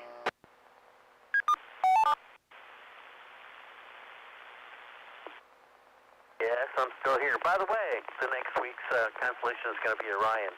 Go ahead.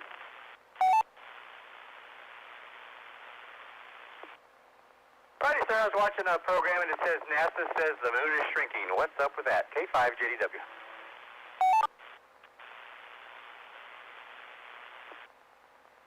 Moon is shrinking?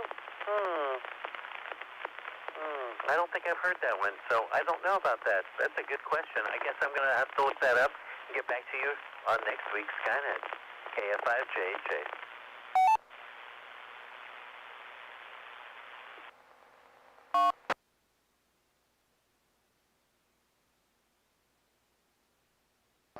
Okay, very good. Well, I'm going to close the net out because it's time to, and we got another net coming up. I want to find the closing script here, although you think after 13 years I'd know it. Tonight we had 25 check-ins, hams participating on the air. Thank you for all who checked in. We hope you'll join us here next week and every Saturday night at 9 p.m. to discuss astronomy, space, and space exploration, because on this net, the sky is never the limit. We're always looking for net control stations for this and all the DARC nets. If you'd like to try your hand at this, contact any of the net controls by sending an email to nets@W5FC. You can follow topics and discussions about this net and astronomy in general on Facebook and X, as well as our audio, video streams, video archives, and other useful internet resources by going to W5FC.org at the conclusion of this net. Until next Saturday night, this is Kilo Echo 5 India Charlie X-Ray Tom, and I'll be closing the net at 22:33 local time. returning the repeater for about 5 minutes normal amateur use. 7-3 everybody, and enjoy the evening discovering the universe. Now, we'll be back in about 5 minutes. That's enough time to go make yourself some popcorn. Return, microwave popcorn, of course, and return to discuss the movie Shaun of the Dead from 2004, I think. So come back then. We'll be here in about 5 minutes. This is KE5ICX. Clear for now.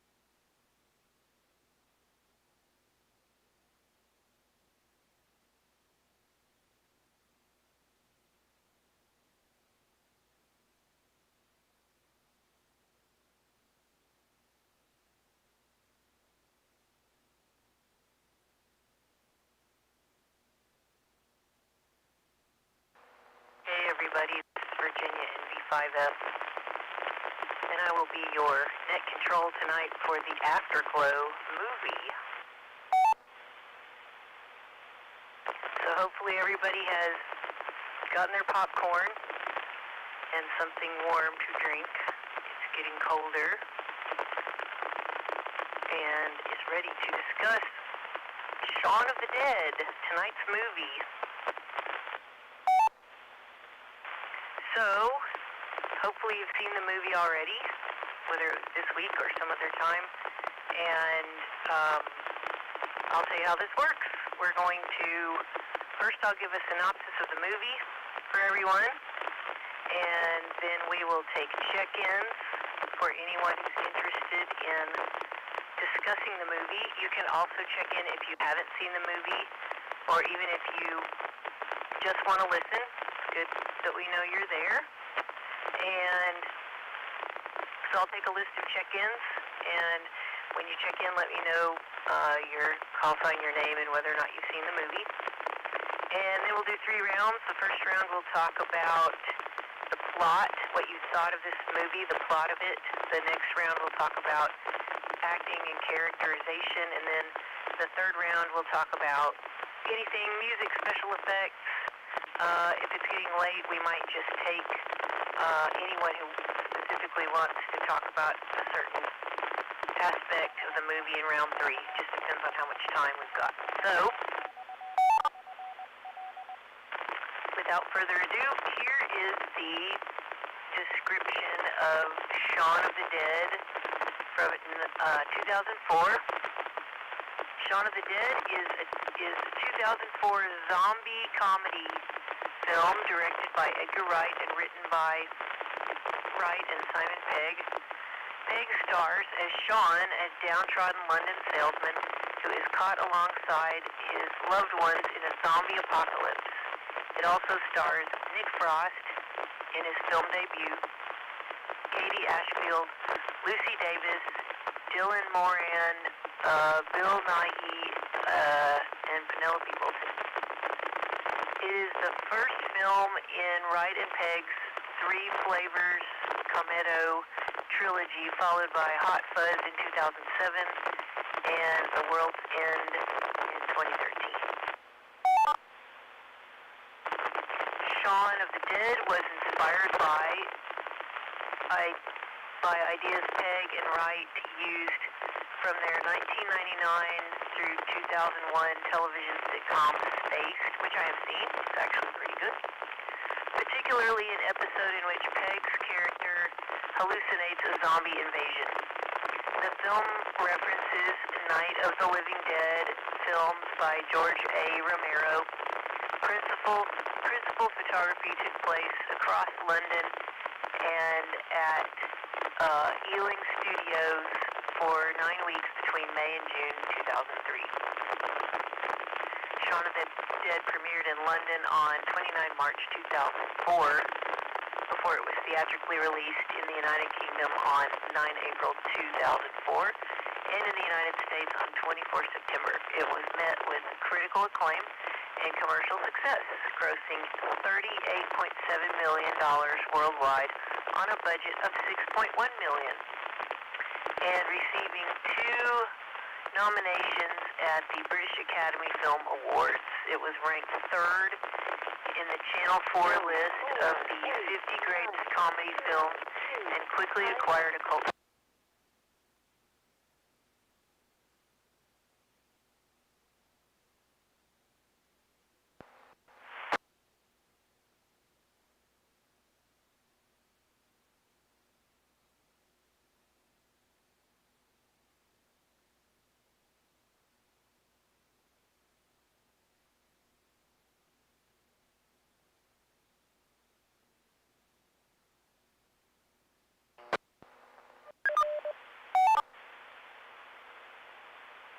That's pretty interesting. Okay, here's the plot. I'll try to get through this pretty quick. Okay, in the Crouch End area of London, 29-year-old electronic salesman Shaun is disrespected by his colleagues, does not get along with his stepfather Philip, and is dumped by his girlfriend Liz after he promises to improve date. At his favorite pub, the Winchester, a heartbroken Shaun gets drunk with his slacker best friend Ed.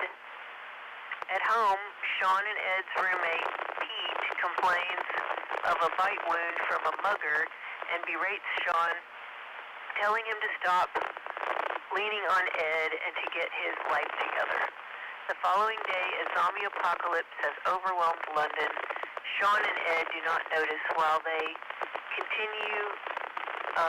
encounter two zombies in the garden whom they beat to death after throwing household implements and Sean's record collection at them.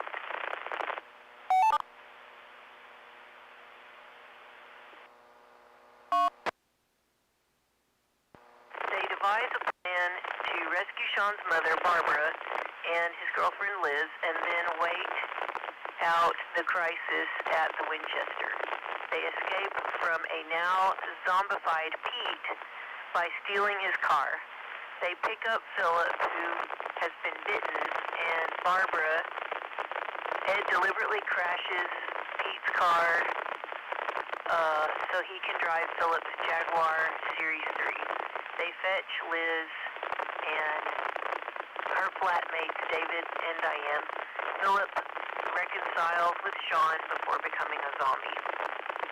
Forced to abandon the car and their weapons, they sneak through the neighborhood and briefly encounter a group led by Sean's friend Yvonne, with each group member resembling a doppelganger of the other group's members.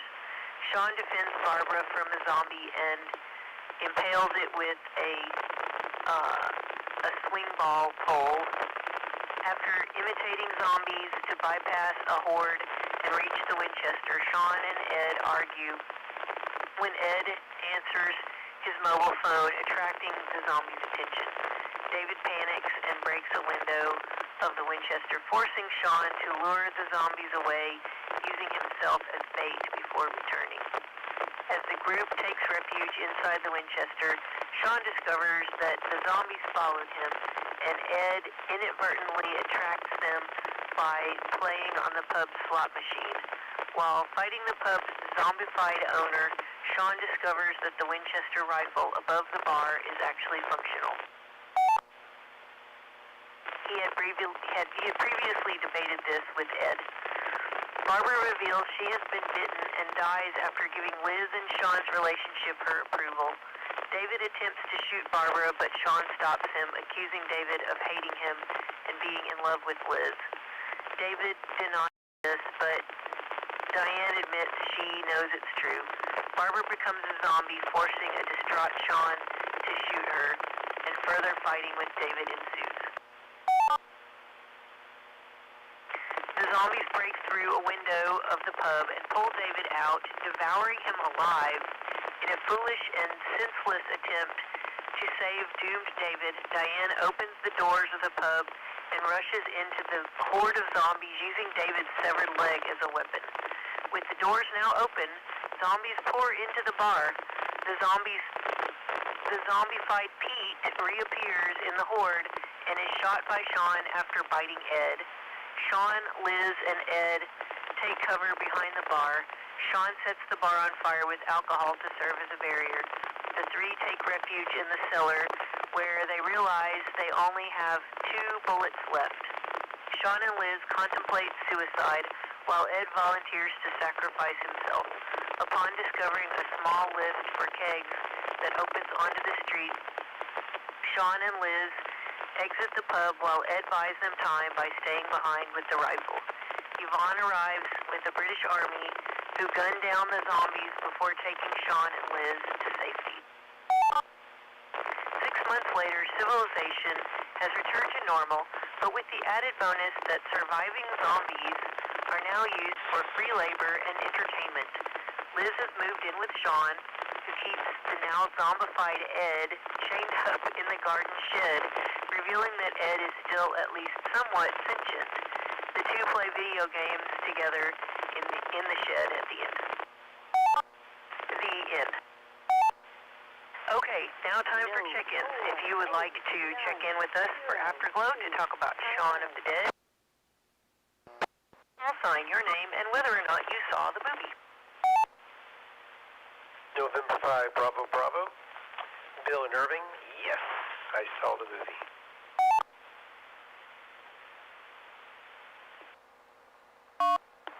November Tango 5, Tango Mike. Tony in Dallas, yes, I saw the movie.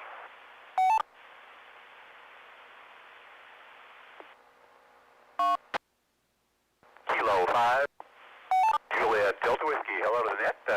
John and Coppell, I did not see the movie. I'm just going to be listening in the background. K5JDW.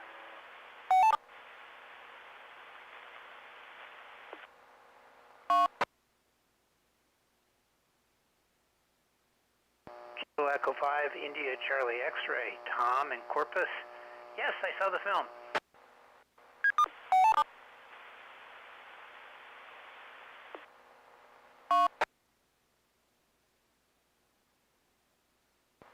Golf 5, Bravo Zoo Whiskey, J.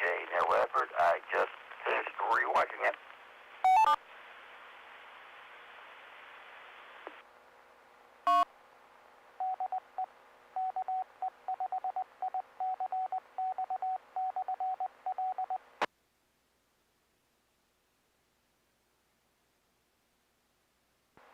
Alrighty, and once again, this is Virginia, NV5F, net control for Afterglow, and so far on the list we have N5BB Bill, yes he saw the movie, ND5TM Tony, yes he saw the movie, K5JDW John, no he did not see the movie, he is listening, but John, if you're still around after a bit, we might call on you and see if you might want to see the movie after hearing what we have to say about it. K5ICX, Tom, yes, he saw the movie.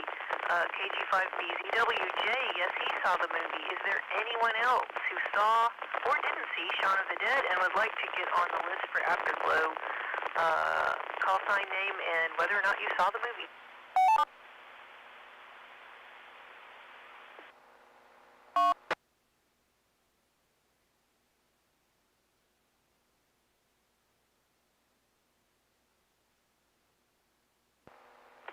Okay, nothing heard, but I figure maybe our own Shaun of the Dead, who is not here, he might straggle in, or a couple other usual suspects might. I know Brenda's out this weekend, so we'll get to hear from her. Okay, Bill, N5BB, give us what you thought about the plot.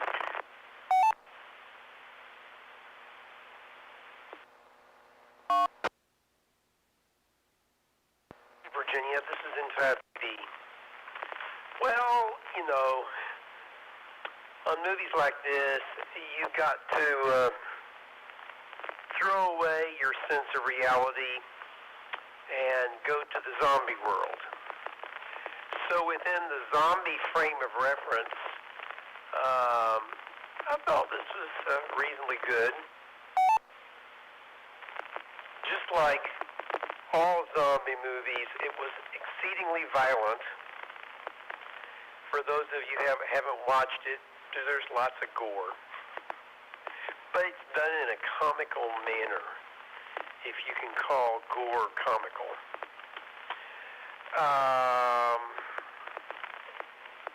Again, the plot was reasonably basic. Zombies appear out of nowhere, and I didn't hear any explanation for where they came from or what's causing them to do this. But if that was hidden in one of the news broadcasts, I don't think so. Every time on one of the news things they started to give details about it, they cut away. Whoever was watching it changed the channel. So I think they purposely did that so they didn't have to tell us anything scientific about the source of the zombies. Anyway, but zombies appear, and the group of protagonists is cut down one by one as zombies eat them, get them, kill them, and eventually the love interest pair couple make it through the end.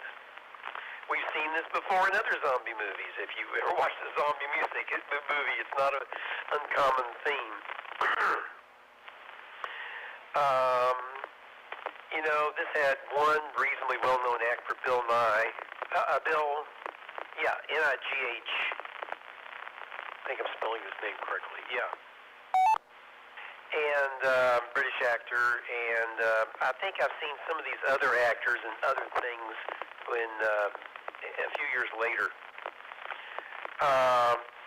The plot itself, I thought, again, was reasonable for a zombie movie, made no sense at all with anything having to do with reality.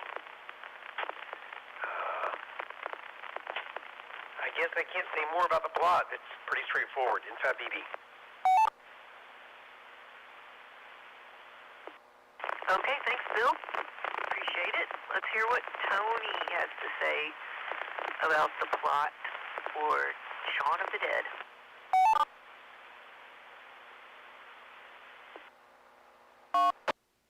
Well, thank you, Virginia. I'll probably have more to say under characters, because the characters were probably more fun than the plot. The plot was sort of heartwarming and amusing and very British. British movies can be, and TV shows can be much more violent than most Americans think, because there's usually less gore. This movie was an exception. The classic show Bottom, where if you've ever tried it, The Young Ones, the episode The Gas Men from Bottom is, wow, if you want to see violence on TV, that's going to be one of the most violent you'll ever see. So, yes, the gas man has to go practice his hobby of bus surfing. Involuntarily, Aaron adds with a chuckle. She bought me a t-shirt from that episode. It's quite something. So, yeah, I have to agree with Bill. This is a great zombie plot. The plot is occasionally moved forward by absolute absurdity and silliness. The annoying guy with what somebody on Facebook called Harry Potter-style glasses, he and his girlfriend are used to kind of force things forward sheerly by the power of their own annoyingness.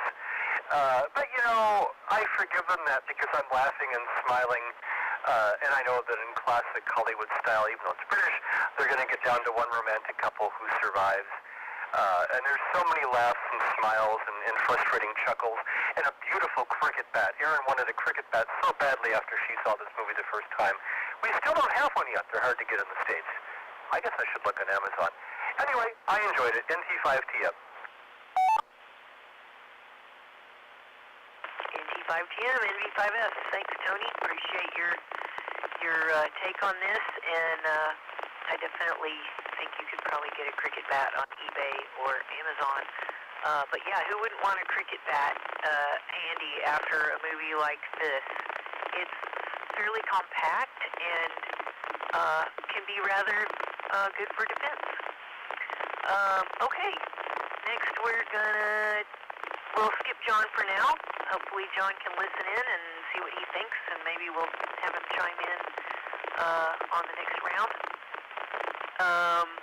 Tom, K5ICX, what are your thoughts on Shaun of the Dead?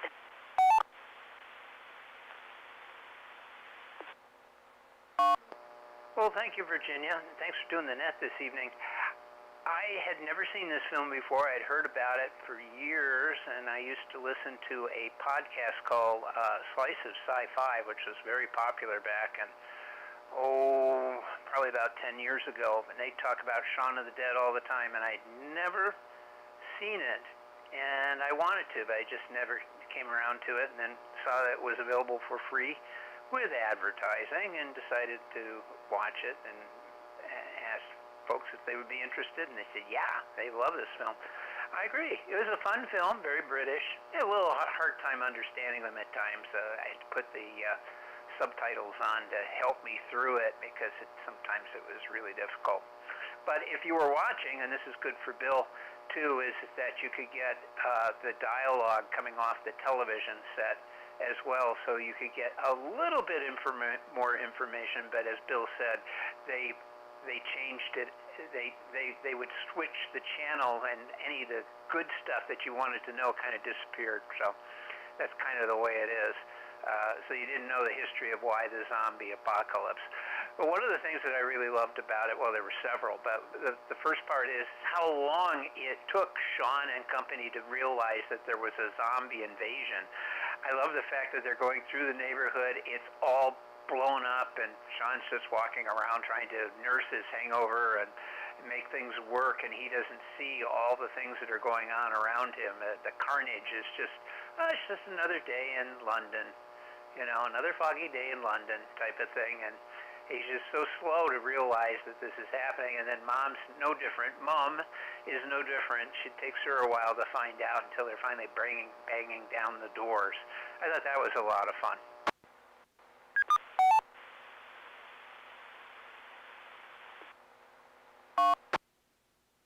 I thought the use of some of the music, starting with the thing I liked was some of the pop culture references that were fun, where they're throwing the record collection, trying to kill the zombies. Once they find out that you gotta shoot the heads. That's the only way you can stop them, and so they use the record collection out of the shed to do that. And they're picking which albums they're going to save and which ones they're not. That was hilarious. I love that. And then the next one is that they used one of the songs from Queen for in the Winchester Bar, and it works perfectly. I think they did that originally as, if I remember correctly, they did that just for pacing, and they decided to leave it in there. I'm not so sure about that. I seem to remember I read something like that. It worked great. It was really fun to watch, and as it was mentioned, yes, there's lots of gore and violence in this, but you get it. The zombie movies are pretty much all the same. They're designed with that in mind, and none of it makes any sense, nor does it look all that realistic. It may be gorish, but it's dumb gore. It doesn't really play to your sensibility. It's not like a war film or something like that. This is a zombie flick, and I don't think they're ever really taken seriously. If they are, there's something wrong with you. And that's why I think people like horror films, and then this subgenre, zombies, continue to survive.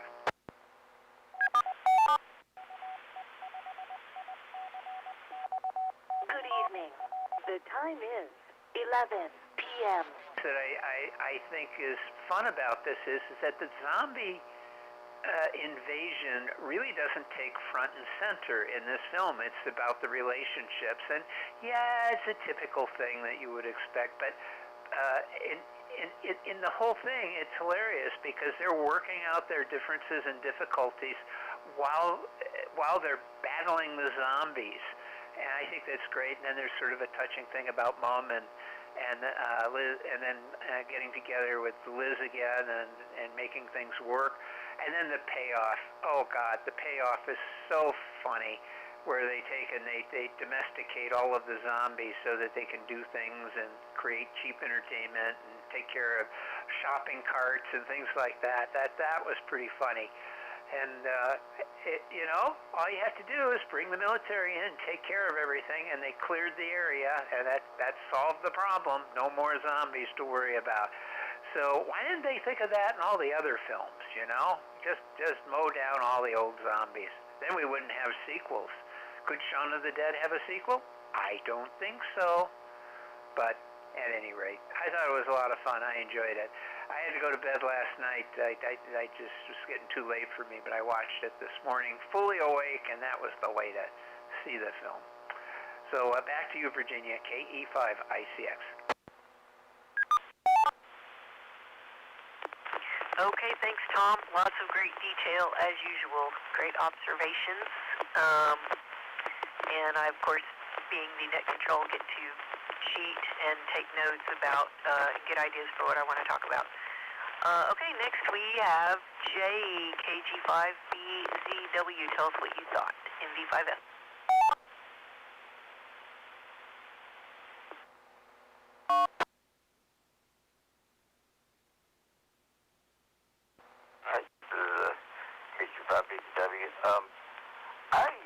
I don't know. I love this film. I'll have to admit, I do think that there's a bit at the front, especially, well, it was especially annoying partially because, it was because of British accents. I was having a lot of trouble.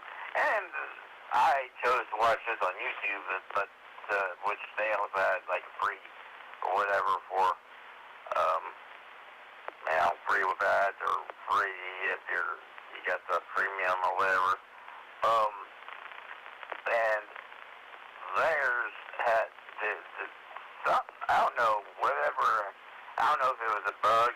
just happened, but it seems like I tried coming back to the video, and still the captions were delayed. So it probably was something like the captions were right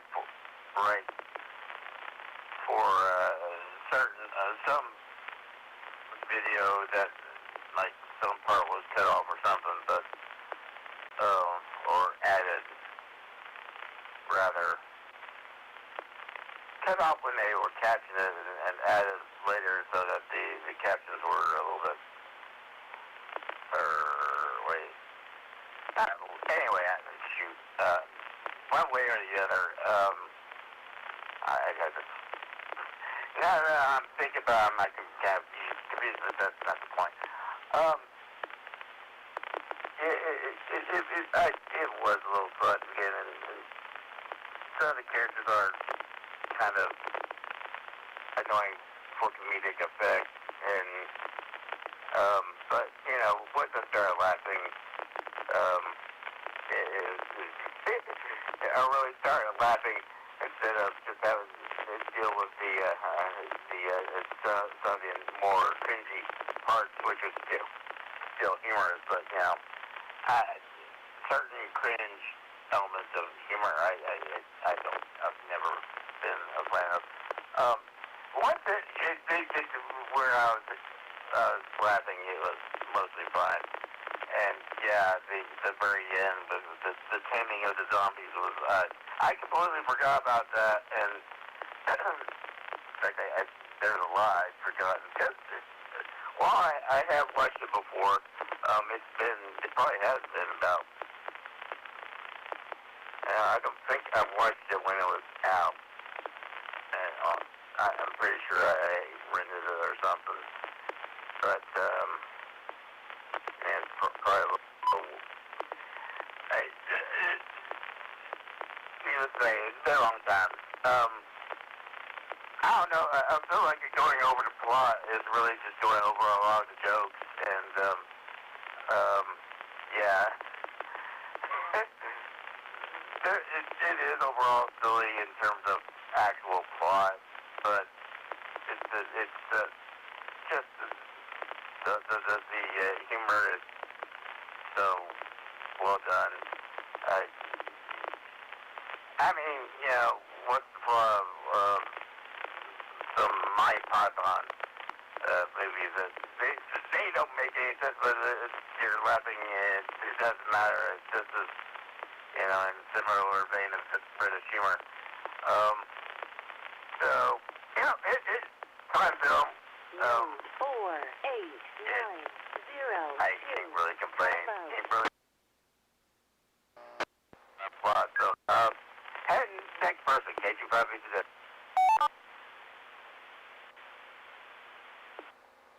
Okay, thank you, Jay. Appreciate your comments.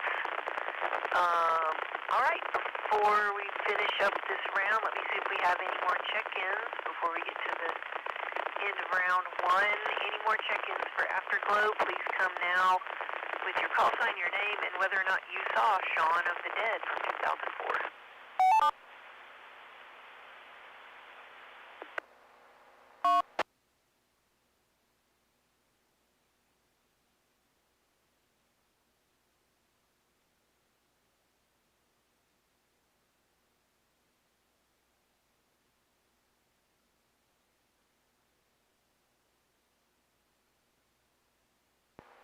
Okay, nothing heard.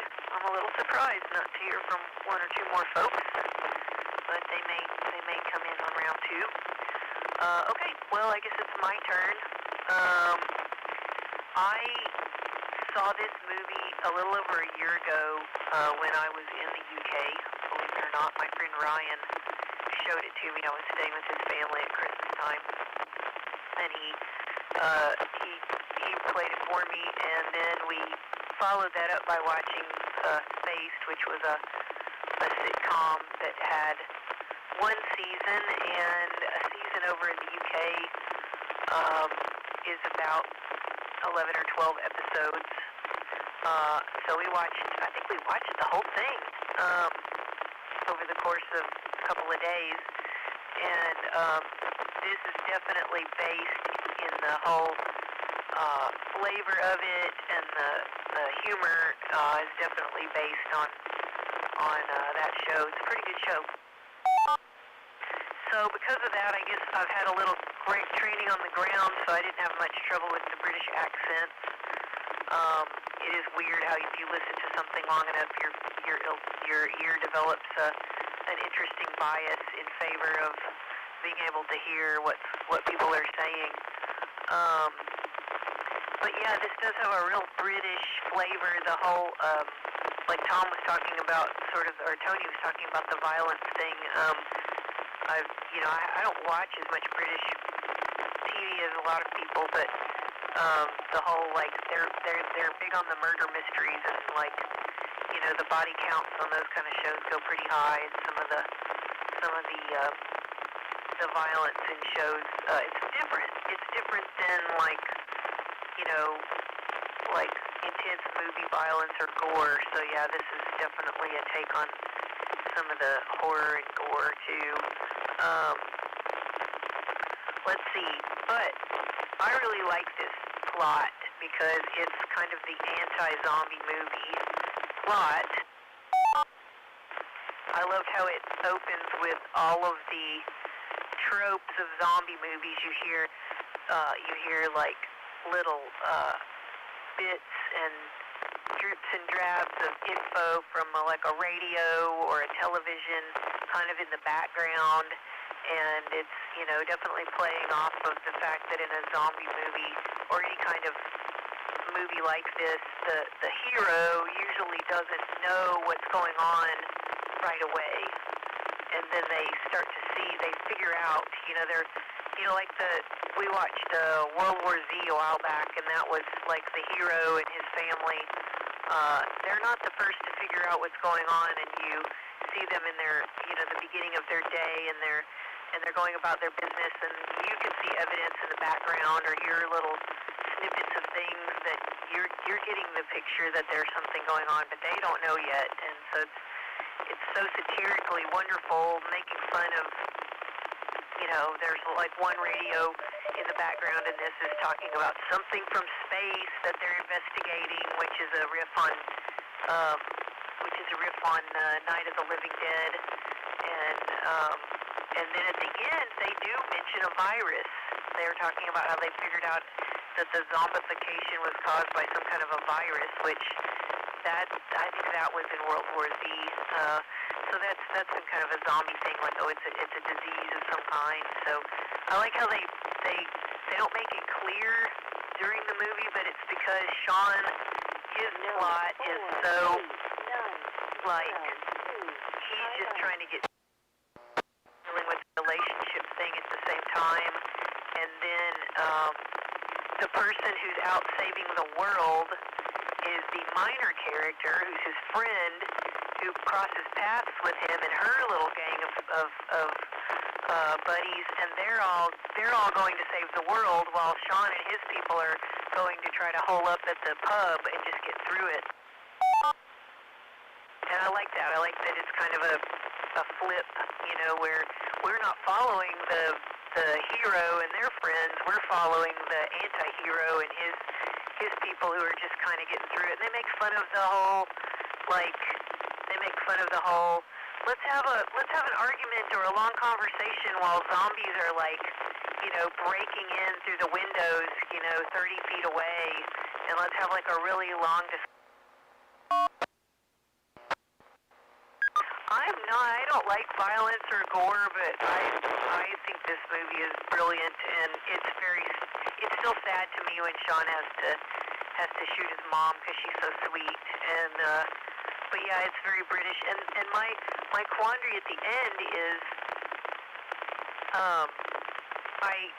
the whole big thing in the movie that was kind of getting between Sean and Liz. One of the big things that was getting between him and everybody was that he had Ed there, and Ed was kind of a hanger-on who didn't do anything except sponge off of him, and everybody was just acting like, man, you need to get that guy out of your life. He's dragging you down, and you know, and then at the end, him and Liz are living happily in their nicely cleaned up place, and it looks wonderful and lovely, and they seem very, very happy and thrilled, and then he sneaks off to go play video games with Ed, and my big question is, does she know that Ed is back there? Like, he still sort of has that, Sean still sort of has that security blanket of his friend who is not only like down and outer, but he's like now a zombie, and he can't, you know, he just like in the shed, and Ed still has to go and like, you know, commune with Ed now and then to just get through life, even though on the surface his life is all fixed. Because he's discovered his bravery and his heroism as, you know, kind of taking the lead on trying to help save his friends, even though, like, everybody dies or becomes a zombie except for him and Liz. But he at least makes, you know, a good arc. I like his arc, and I like all the ways it makes fun of zombie movies and how ridiculous they are. I do remember, you know, about 15 years ago when zombie movies got really, really popular. You know, I guess it started around the time this movie came out, but they got really, really popular, like, about, you know, it seemed like it was about 2009 or so, 2010, zombie stuff really picked up, and I never gave it the time of day. I'd seen a couple zombie movies when I was a kid, and I was just like, I don't like zombies, and now we've watched at least 3 of them in this group, and I've actually got this weird, you know, like, I'm weirdly okay with them because they are just so over the top, and now it's like, well, how are they going to do zombies this time? So I liked the satire of this. I liked how it's basically making fun of zombie movies all the way through, and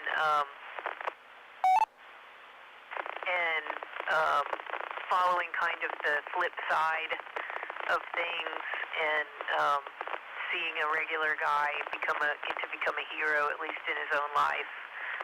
But then you see that, you know, things have changed, but maybe they haven't changed that much. And I thought the ending with all the comedy of all the zombies, like they figured out how to, I guess, subdue them and pacify them and, you know, put them to work.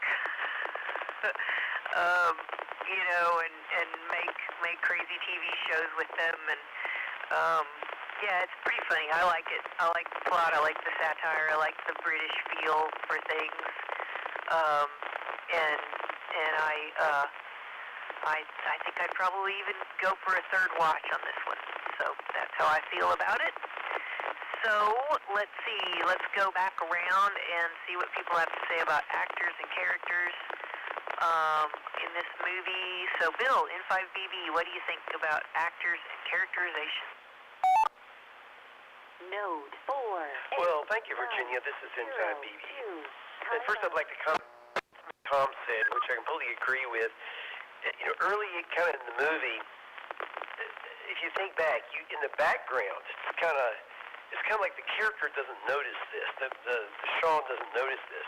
But in the background, you see all these people wandering around, and on the bus or train, you see these other characters, and it's hard to tell if they're zombies or they're just kind of young slackers. You know, they've kind of got these depressed looks. They're kind of hanging there. They're kind of, and some of them are kind of wandering around, glancing at their phones. This is kind of before smartphones, but it kind of makes fun of of people, the phones, you know, pulling people away. It really makes fun of video games.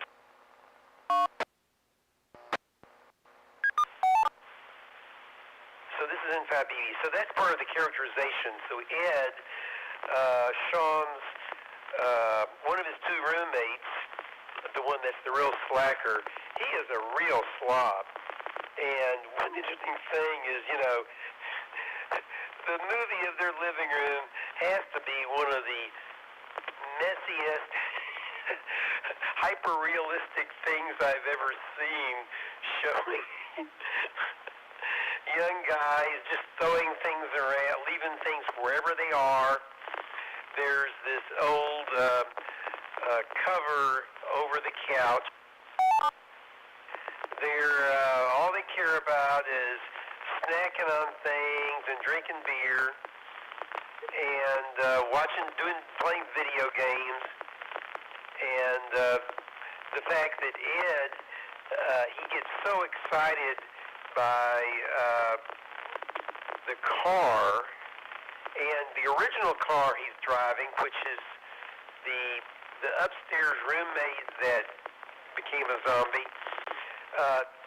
He wanted to stay in the car when Sean went into the place to see, who was it, his mom? I can't remember now. But you may remember, I think his mom, but you may remember that when Sean came back, the car was smashed into a pole or something. So we were led to believe that Ed did a little high-velocity joyride and crashed the car. He was a real crazy guy. And then, of course, he had to drive the Jaguar, and he nearly killed them screaming around the Jaguar. So it kind of... So that characterization was pretty interesting. Ed was one of those guys where the audience just wanted to strangle him. What did he do when he gets in the car? He sticks in his heavy metal, very annoying music, and everybody, including the zombies, were trying to turn it off. And as I think Tom or somebody said, I really did enjoy characterization of them going through their records and figuring out which ones they were going to use as frisbees to hit the zombies and which ones they were going to keep.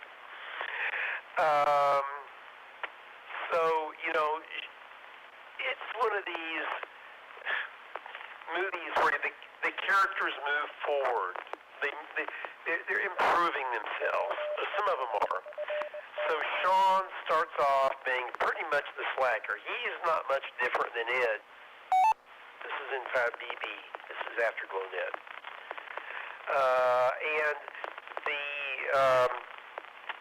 But later in the movie, he becomes the kind of hero.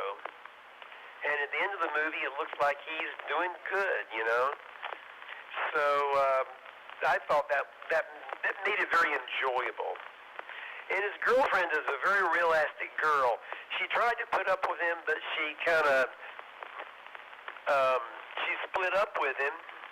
And then near the end of the movie, she finally gets back with him. So, it's one of those love stories. So that characterization worked out. And it was pretty sappy, but it wasn't too bad.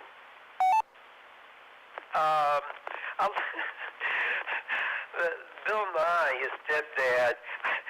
So some of the things I liked about the characterization there is Sean kept saying, "He's not my dad. He's my stepdad." Every time he was the Bill Nye character was mentioned, he kept saying, "He's not my dad. He's my stepdad." Funny touch, like his dad had married his mom 17 years ago. And he still says, "No, he's not my dad. He's my stepdad." And I thought the mom was also really funny. So when they, in general, her attitude is really calm, like, "Oh, what's going on? Everything will be okay. It's just fine." So she's underplaying everything. Including at the end, oh yeah, well, I'm turning into a zombie, but I didn't want to bother you about it. I didn't want to let you know that my arm is all horribly damaged by somebody chewing on it. Probably her husband. So, actors were great, the mom and the dad, stepdad. And Bill Nye always has, he typically has a rather dour, flat expression, if you've seen him in other things. This is in 5BB. And that worked in this. He kind of, his ability to kind of be very calm with no expression, kind of worked. You really weren't sure if he was turning into a zombie or not. Until finally, of course, it was very obvious in the car. But the fact that he could be so calm in there with his arm all eaten, I mean his neck all eaten up and everything was I thought really good acting. And again, this is Bill Nye's kind of standard character he plays. What else? I did like the gal that went off and came back with all the British forces. So she was really the hero of everything.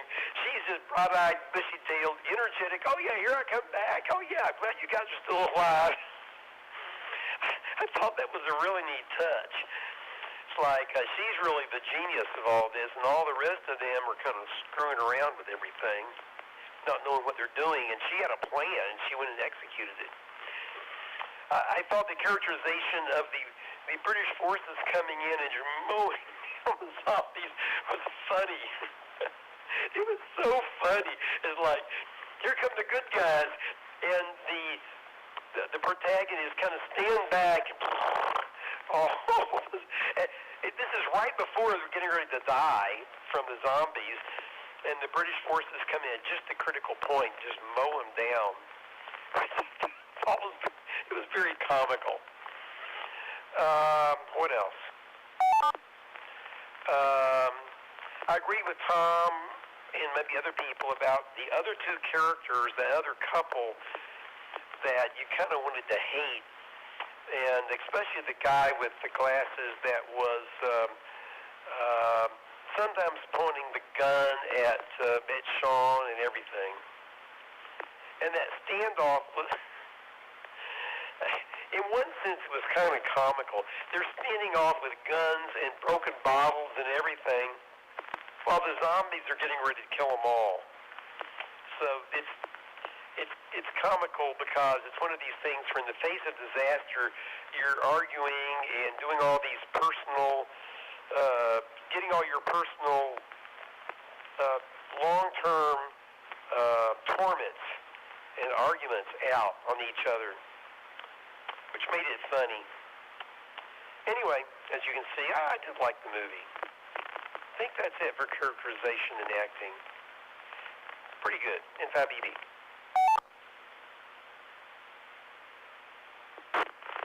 Okay, thanks, Bill. Appreciate it.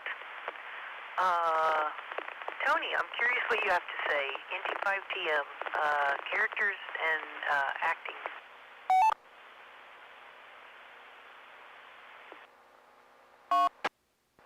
Thank you, Virginia. Thank you, Bill. Thank you, everybody. I've had a huge smile on my face from these comments.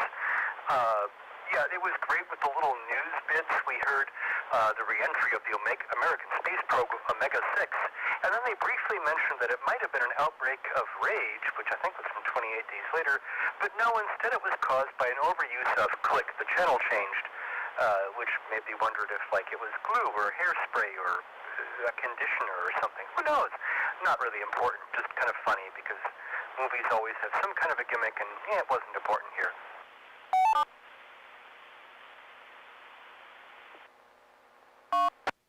I really did enjoy the characters. They were all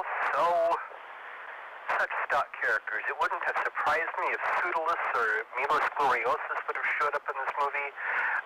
Although I guess, hey, Milos Gloriosus could have been that woman with the golf club who was, bringing in the cavalry. But no, instead what we got was Rosencrantz and Guildenstern. These minor characters just kind of bumbling their way through the zombie apocalypse. And his mother, who seemed to not even know what was going on, except she kind of did, and his stepfather, who was kind of demonic, except when he wasn't, and his ne'er-do-well friend. They were all stock characters, and many of them grew. Like even the annoying guy with the Harry Potter glasses turned from a passive-aggressive jerk to a loud, outspoken, violent jerk. So many of them did grow. That was kind of neat. But, they were stock characters, but they were so much fun. They all put a smile on my face. I never stopped enjoying this movie. NT5TM.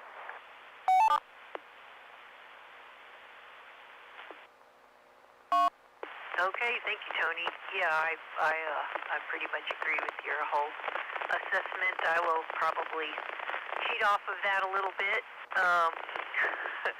Okay, we're now to John K5JDW. If you're still there, John, please let us know, based on what we've said so far, whether you would like to see Shaun of the Dead.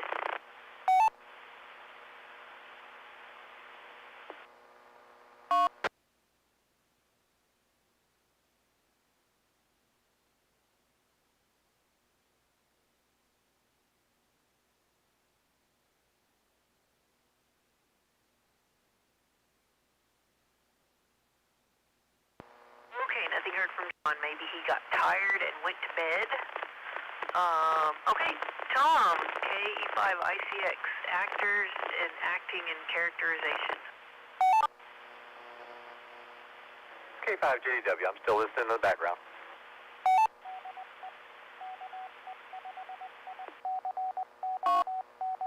Okay, thanks, John. Do you want to comment on whether or not you'd be interested in seeing this movie? Not sounding too good yet, but I appreciate it. K5JDW. Okay, Tom is next, KE5ICX.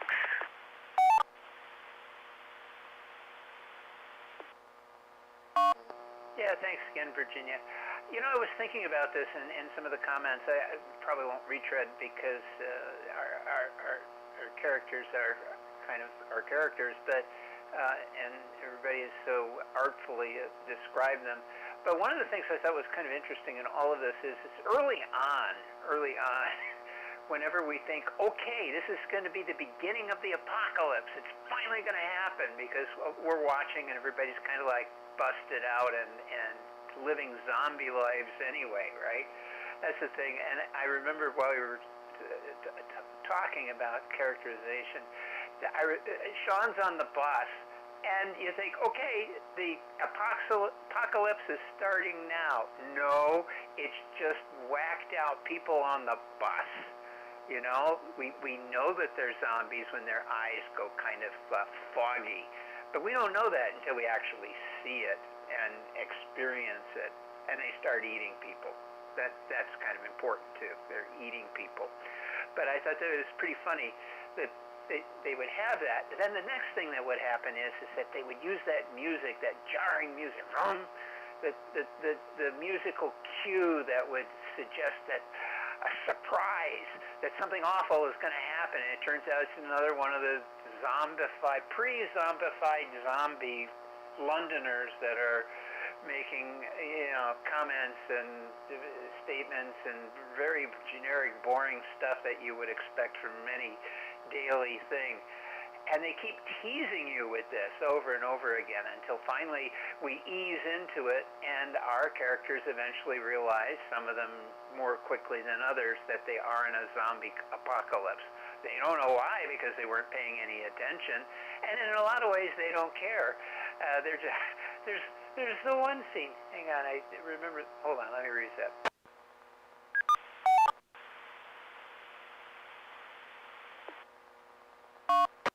I think it's Sean had come up with their plan on how they're going to liberate Sean's mom, and it seems the playthrough, this is what Sean thinks is going to happen, right? And mom is going to be joyfully happy, and the father-in-law is going to get killed because we got to liberate mom from the stepdad that Sean doesn't think so much about anyway. So that's pretty funny. She's got this gleeful look on her face, and they end up going to the bar. Let's go to the Winchester, and we can wait and let it all blow over. I think that's brilliant. Isn't that what we'd all want to do? And let's just go to the bar and forget our troubles that are going on outside. In this case, zombies trying to break into the place, and just enjoy what's left of our lives. And maybe they'll just go away, it'll blow over. That is pretty funny and very human when you think about it.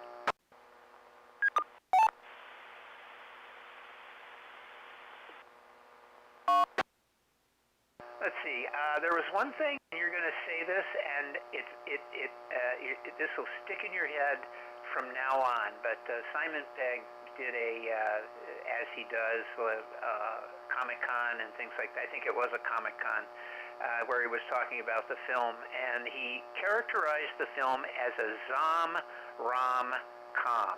So keep that in your mind, a zombie romantic comedy, rom-com. I thought that was great. So now you can use that and test it on your friends overall. Let's see. Sean and his growth. You know, I always say, do the characters grow or not? Well, yeah, Sean did. He started out very depressed and thinking he hadn't done anything with his life, and he was reminded by Ed's roommate that was the case, and he was making Ed's life miserable along the way, but and purposeless. But Sean grew inwardly. Nobody around him really recognized that until Liz, but it didn't really matter because they were all going to die anyway, as we saw. Horrible deaths that they probably deserved, except for Mom. Mom seemed really nice until she turned into something really terrible, and then Sean had to, and that was pretty traumatic, too. I mean, I got to shout my mom in the head. It wasn't any fun. That wasn't, but at any rate, he got better. He wasn't perfect. He still goes and plays video games with Ed, so why not, right? But he got better, and he was supposed to be the sort of the Charlton Heston character from his zombie film. What was that? Omega Man. And but he never really could. He says, okay, I'm going to reload, and he starts shooting in the pub and all of that. And he's taken command of the situation, although nobody around them really figures that he has. And in fact, berate him because now they're stuck in the basement when it's all said and done. He'd done the best he could, but in the end, Sean came out a better person because of it. Maybe not perfect, maybe not the best, but on a romantic hero scale, he got a B+. So that's my story. I'm sticking with it. Back to you. KE5ICX.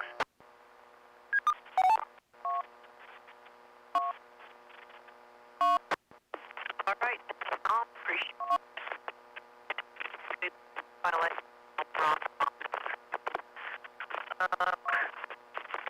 Okay, Jake.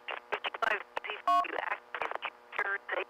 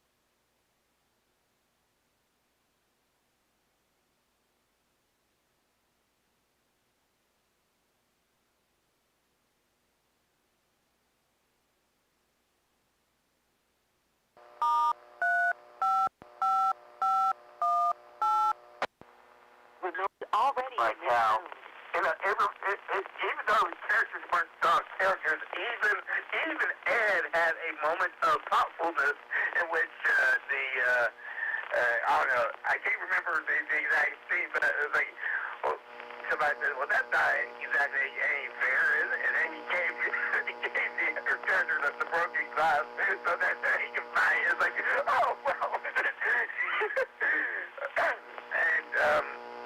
And, you did see growth in all the characters, and it's still even after zombification, turning off the car radio, the Bill Knight character, that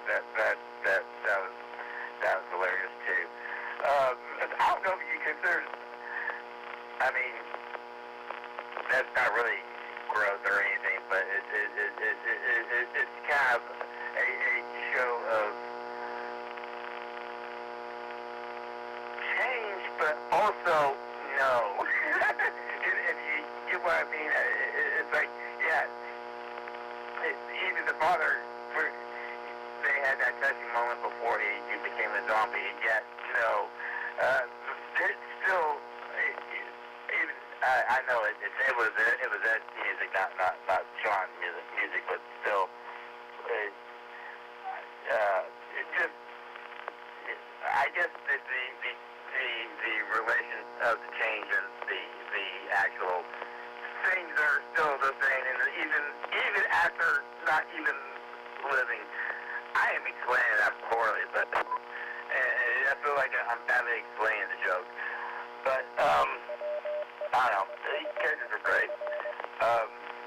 And I'll just leave it at that. Thank you, Bobby.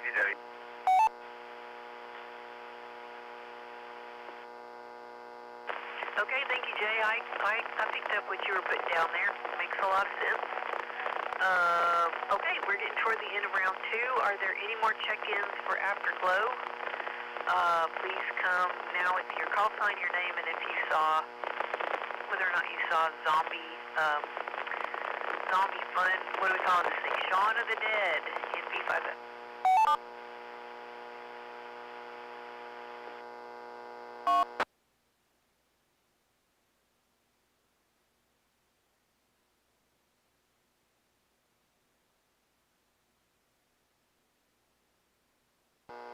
Nothing heard. Slow night on the Afterglow, and I am kind of disappointed that our own Sean has not checked in. I would love to hear what he has to say about this movie. Okay, so my thoughts are pretty in line with everybody else's. We have a standard cast of characters here. We have the reluctant hero. We have the slacker friend who's a drain on the reluctant hero. We have the girlfriend of the reluctant hero who's tired of him being a slacker and tired of, his slacker friend dragging him down. We've also got his roommate, who sort of lords that over him. He's surrounded by people who, the pushy, the girlfriend who's kind of demanding, but in a very kind of passive-aggressive sort of way. We've got the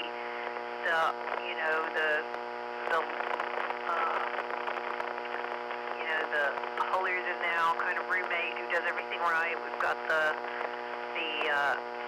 girlfriend's girlfriend who is, and then her boyfriend who they act like they're so much better, and they kind of turn her against him. And I mean, it's so standard stuff, but the whole idea is that the whole thing is like, let's make fun of all the standard stuff, like whether it's in, romantic comedies or relationship movies or zombie movies.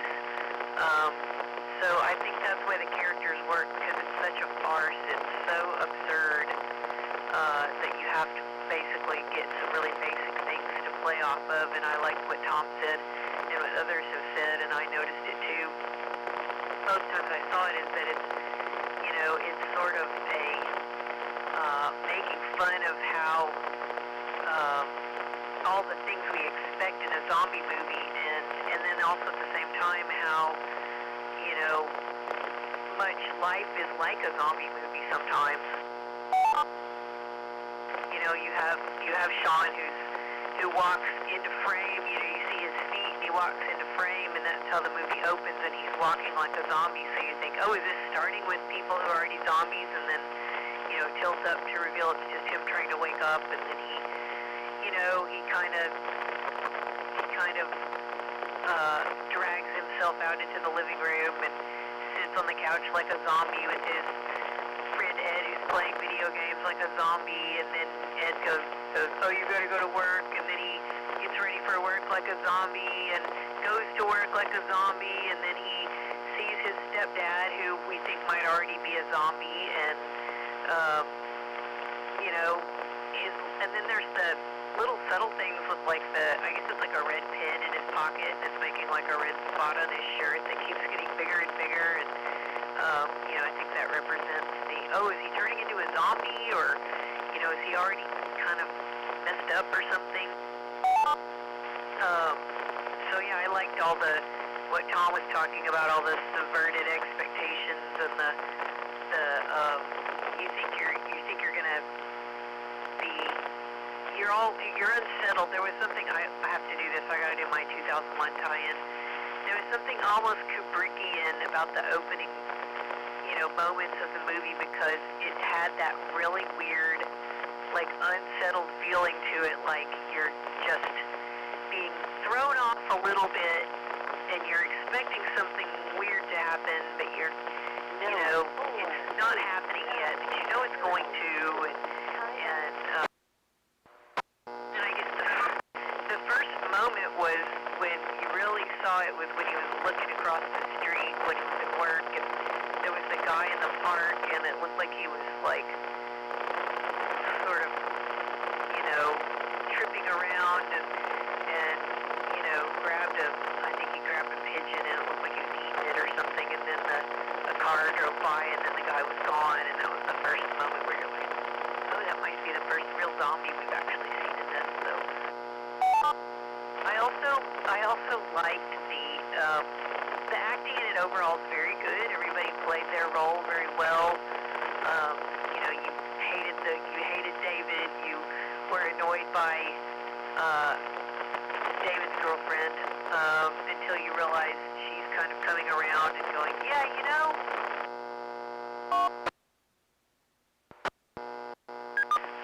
and then Liz, who's sort of annoying at first because she seems sort of, flighty and superficial, and then you kind of see gradually, there's arcs for everybody. It's like Tony said, but the arcs, some of them went to where it was like annoying to full-on stereotypical, like a jerk, and then the stepdad turns out to not be that bad, and the weird moment in the car where he's making up with Sean because he knows he's going to turn into a zombie, and I get really emotional during that part. It's very touching.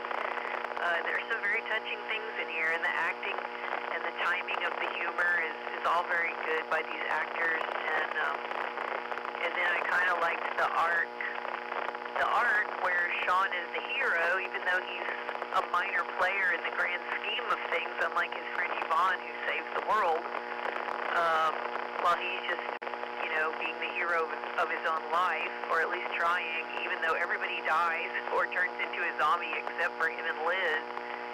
And, but even then at the end, his life is happier and better, but he's still him, so he's still hanging on to, the roots. He's still got his slacker buddy out in the shed who's a zombie, and they still play video games together, and is still kind of, self-involved and wants to bite Sean, and I guess making him into another zombie, and it's really funny, and the humor that the characters do is just, it never gets too far, and the guy that we hate the most, of course, is the one who gets torn limb from limb, and and then the other guy, Pete, he gets turned into a zombie, and then he gets shot.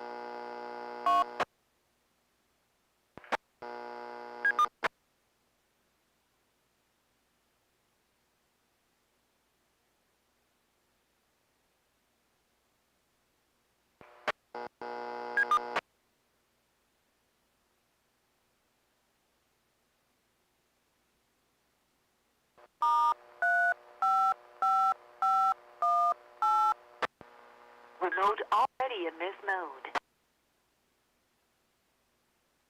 And just when they thought he really wasn't the same person, he reaches over to turn off the obnoxious music in the car, which was hilarious. So I really loved what they did with satirizing the stock tropey roles and all the other things in a zombie movie, and it's so over the top that you can't take the plot very seriously as far as realism, but I liked what they were doing here. They did a good job with it.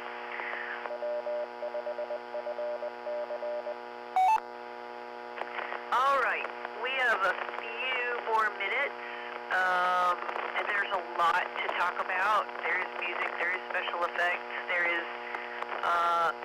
cultural references, whatever you want to talk about. I am not necessarily determined to have everybody talk because we've got about 12 minutes left. So let's just do this. Let's take first come, first serve. Anyone who wants to chime in on other aspects of the movie for round 3, please come out with your call sign. November 5, Bravo, Bravo.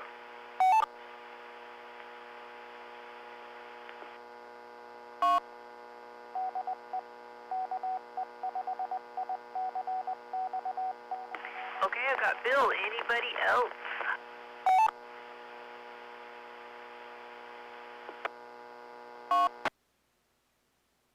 Oh, I can find a word or two. NT5TM.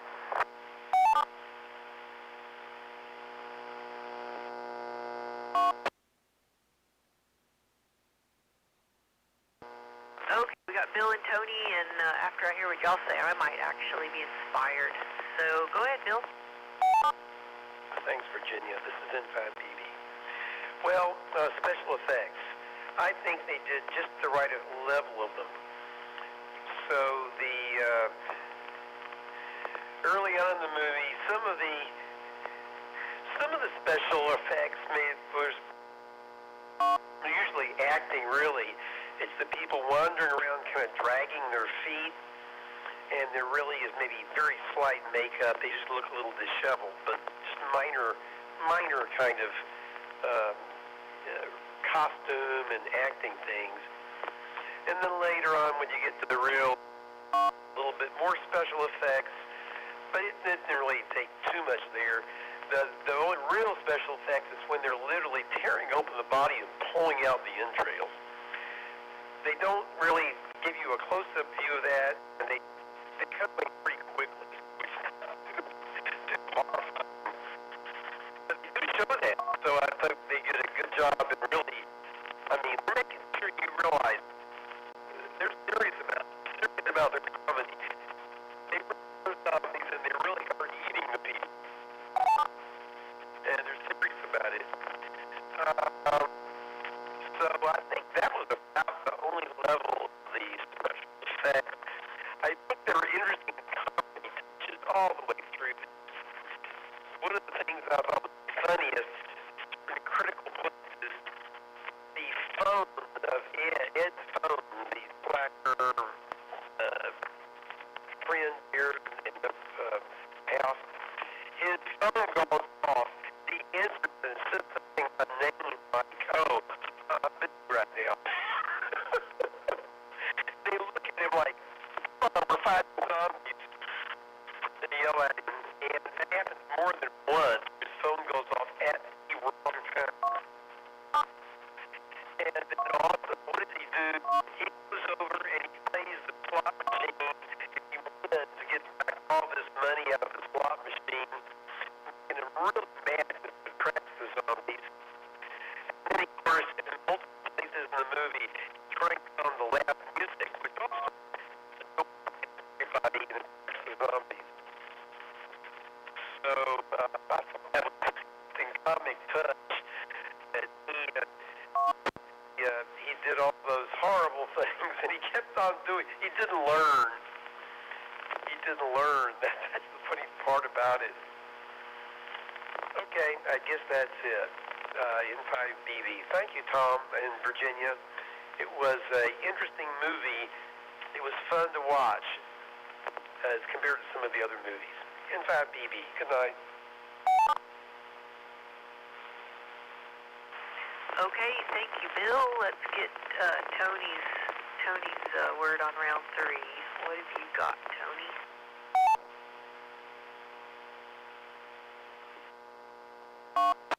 Well, I guess I just wanted to add that I enjoyed all the zombie touches before the zombies appeared. The little musical cue from Zombie Nation.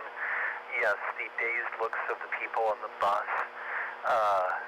I thought it was very, it made me think of an old Fritz Lang movie, M, which ended with the question, "Wer ist der Mörder?" Who is the murderer? And yeah, that's a very serious thing from a silent movie.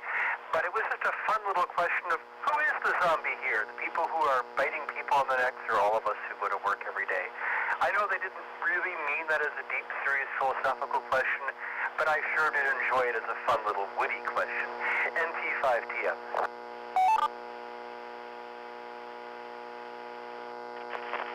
Yes, the theme of this movie is, it's not very terribly deep, but it's also not heavy-handed. It's one of those things that you pick up on, but at the same time you can just enjoy the movie because they're just asking the question. They're not telling you what you should think about it, and it's just very funny from the very start. I thought everything here, special effects were great. The gore was at just the right level, and there weren't too many close-ups, and I still get, I still kind of cringe and, sort of have to shake it off, but I know it's not real, and there's not going to be any really real sense of the way this is shot. It's not going to, or paced, it's not going to actually really be portraying human suffering in a way that is disturbing. It's just really gross and over the top. But yeah, they did a good job on that. And then the music, I did like the use of the Queen music, and you could tell in the scene where they were beating up on that guy that they definitely did choreograph it to that song, because they were like literally beating him up in time with the music. So I liked that. That's a pretty good song. I love when they use that song in movies. It's "Don't Stop Me Now" is the song. All the other music, I guess it was just pretty good incidental music, because what little there was, I don't even remember it, standing out a whole lot, in that it didn't detract, but it must have done its job. It stayed in the background doing its job, I am surprised when I think about this, because as I've said before, I've kind of always been sort of like, oh yeah, I don't do zombies. Now, I definitely don't do vampires, especially in the modern vampire genres. I will not do vampires. But it's funny, we've watched like several zombie movies, and I've found myself actually enjoyed all three of them. And I think in the last one, zombies were attracted to noise as well, so that maybe that's a standard zombie. I mean, anything bad, you don't want to make noise, because the bad, whatever it is, will hear the noise or know where you are, or be like aggravated by the noise, agitated by it, or whatever. I don't know, but yeah, don't be loud around zombies or certain aliens. Some of the movies, the series that are coming out now. But yeah, I enjoyed this. It sounds like everyone else did. Enjoyed seeing it. I enjoyed seeing it a second time, and it makes me want to see the other ones in this trilogy of films. I do think Hot Fuzz is on YouTube for free right now. I might check that one out. I've heard about it over the years, but I've never seen it. So anyway, we're going to get done a little early. So Tom, how about tell us what our next week's movie is?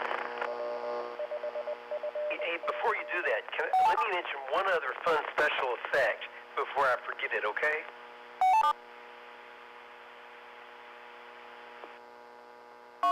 Go ahead, Bill. Thanks, Virginia. I just thought about it. I'm sorry to mention it earlier. I think one of the neatest, most funniest special effects was, this happened at least once, when they impale one of the zombies on something pretty big, and he gets pulled off of that object, and then he's moving around.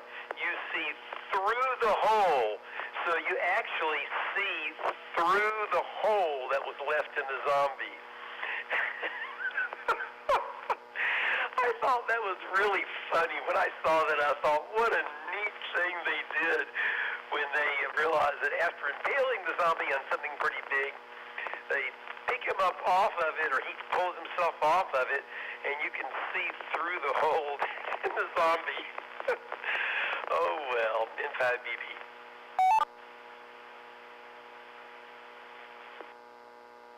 Yeah, it was the first zombie they encountered in the backyard when they realized, see this girl out in the back and something's wrong with her, and when she falls, they push her away and she falls on something that she gets impaled on, and yeah, the special effect there was pretty good.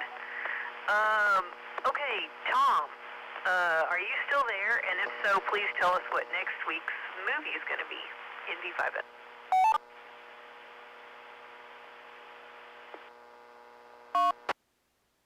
I am, and I will. Next week's movie, without further ado, is a winner, not a loser. So we're getting 2 in a row. I can sense everybody's optimism and growth tonight. Talk about something that was halfway decent. Next week's movie is Close Encounters of the Third Kind from 1977. However, this is the director's cut.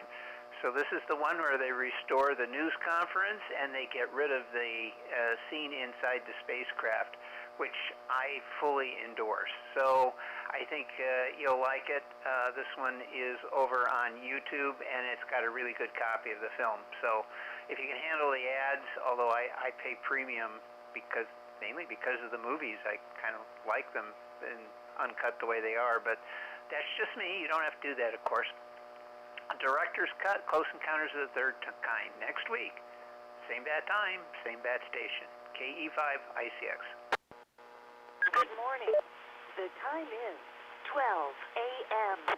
All right, thank you, Tom. Have a very good night. And also, if you don't want to pay premium prices, I can recommend a web browser called Brave. It destroys most ads and pop-ups and inline ads. I've used it for the last few months, and I find it to be very good. So you can also check that out. Okay. We will look forward to Close Encounters of the Third Kind. I'm sure many of us have seen it numerous times. I have. But I will enjoy watching that one. And thanks to all who have participated this evening, and hope you enjoyed the movie. Hope we enjoy talking about this next week. We'll be here, as Tom said, next week, same bat time, same bat channel. And everybody get some rest, enjoy the rest of your weekend, and I will turn the repeater back over to normal amateur radio use. This is Virginia in V5F. Everybody, good night.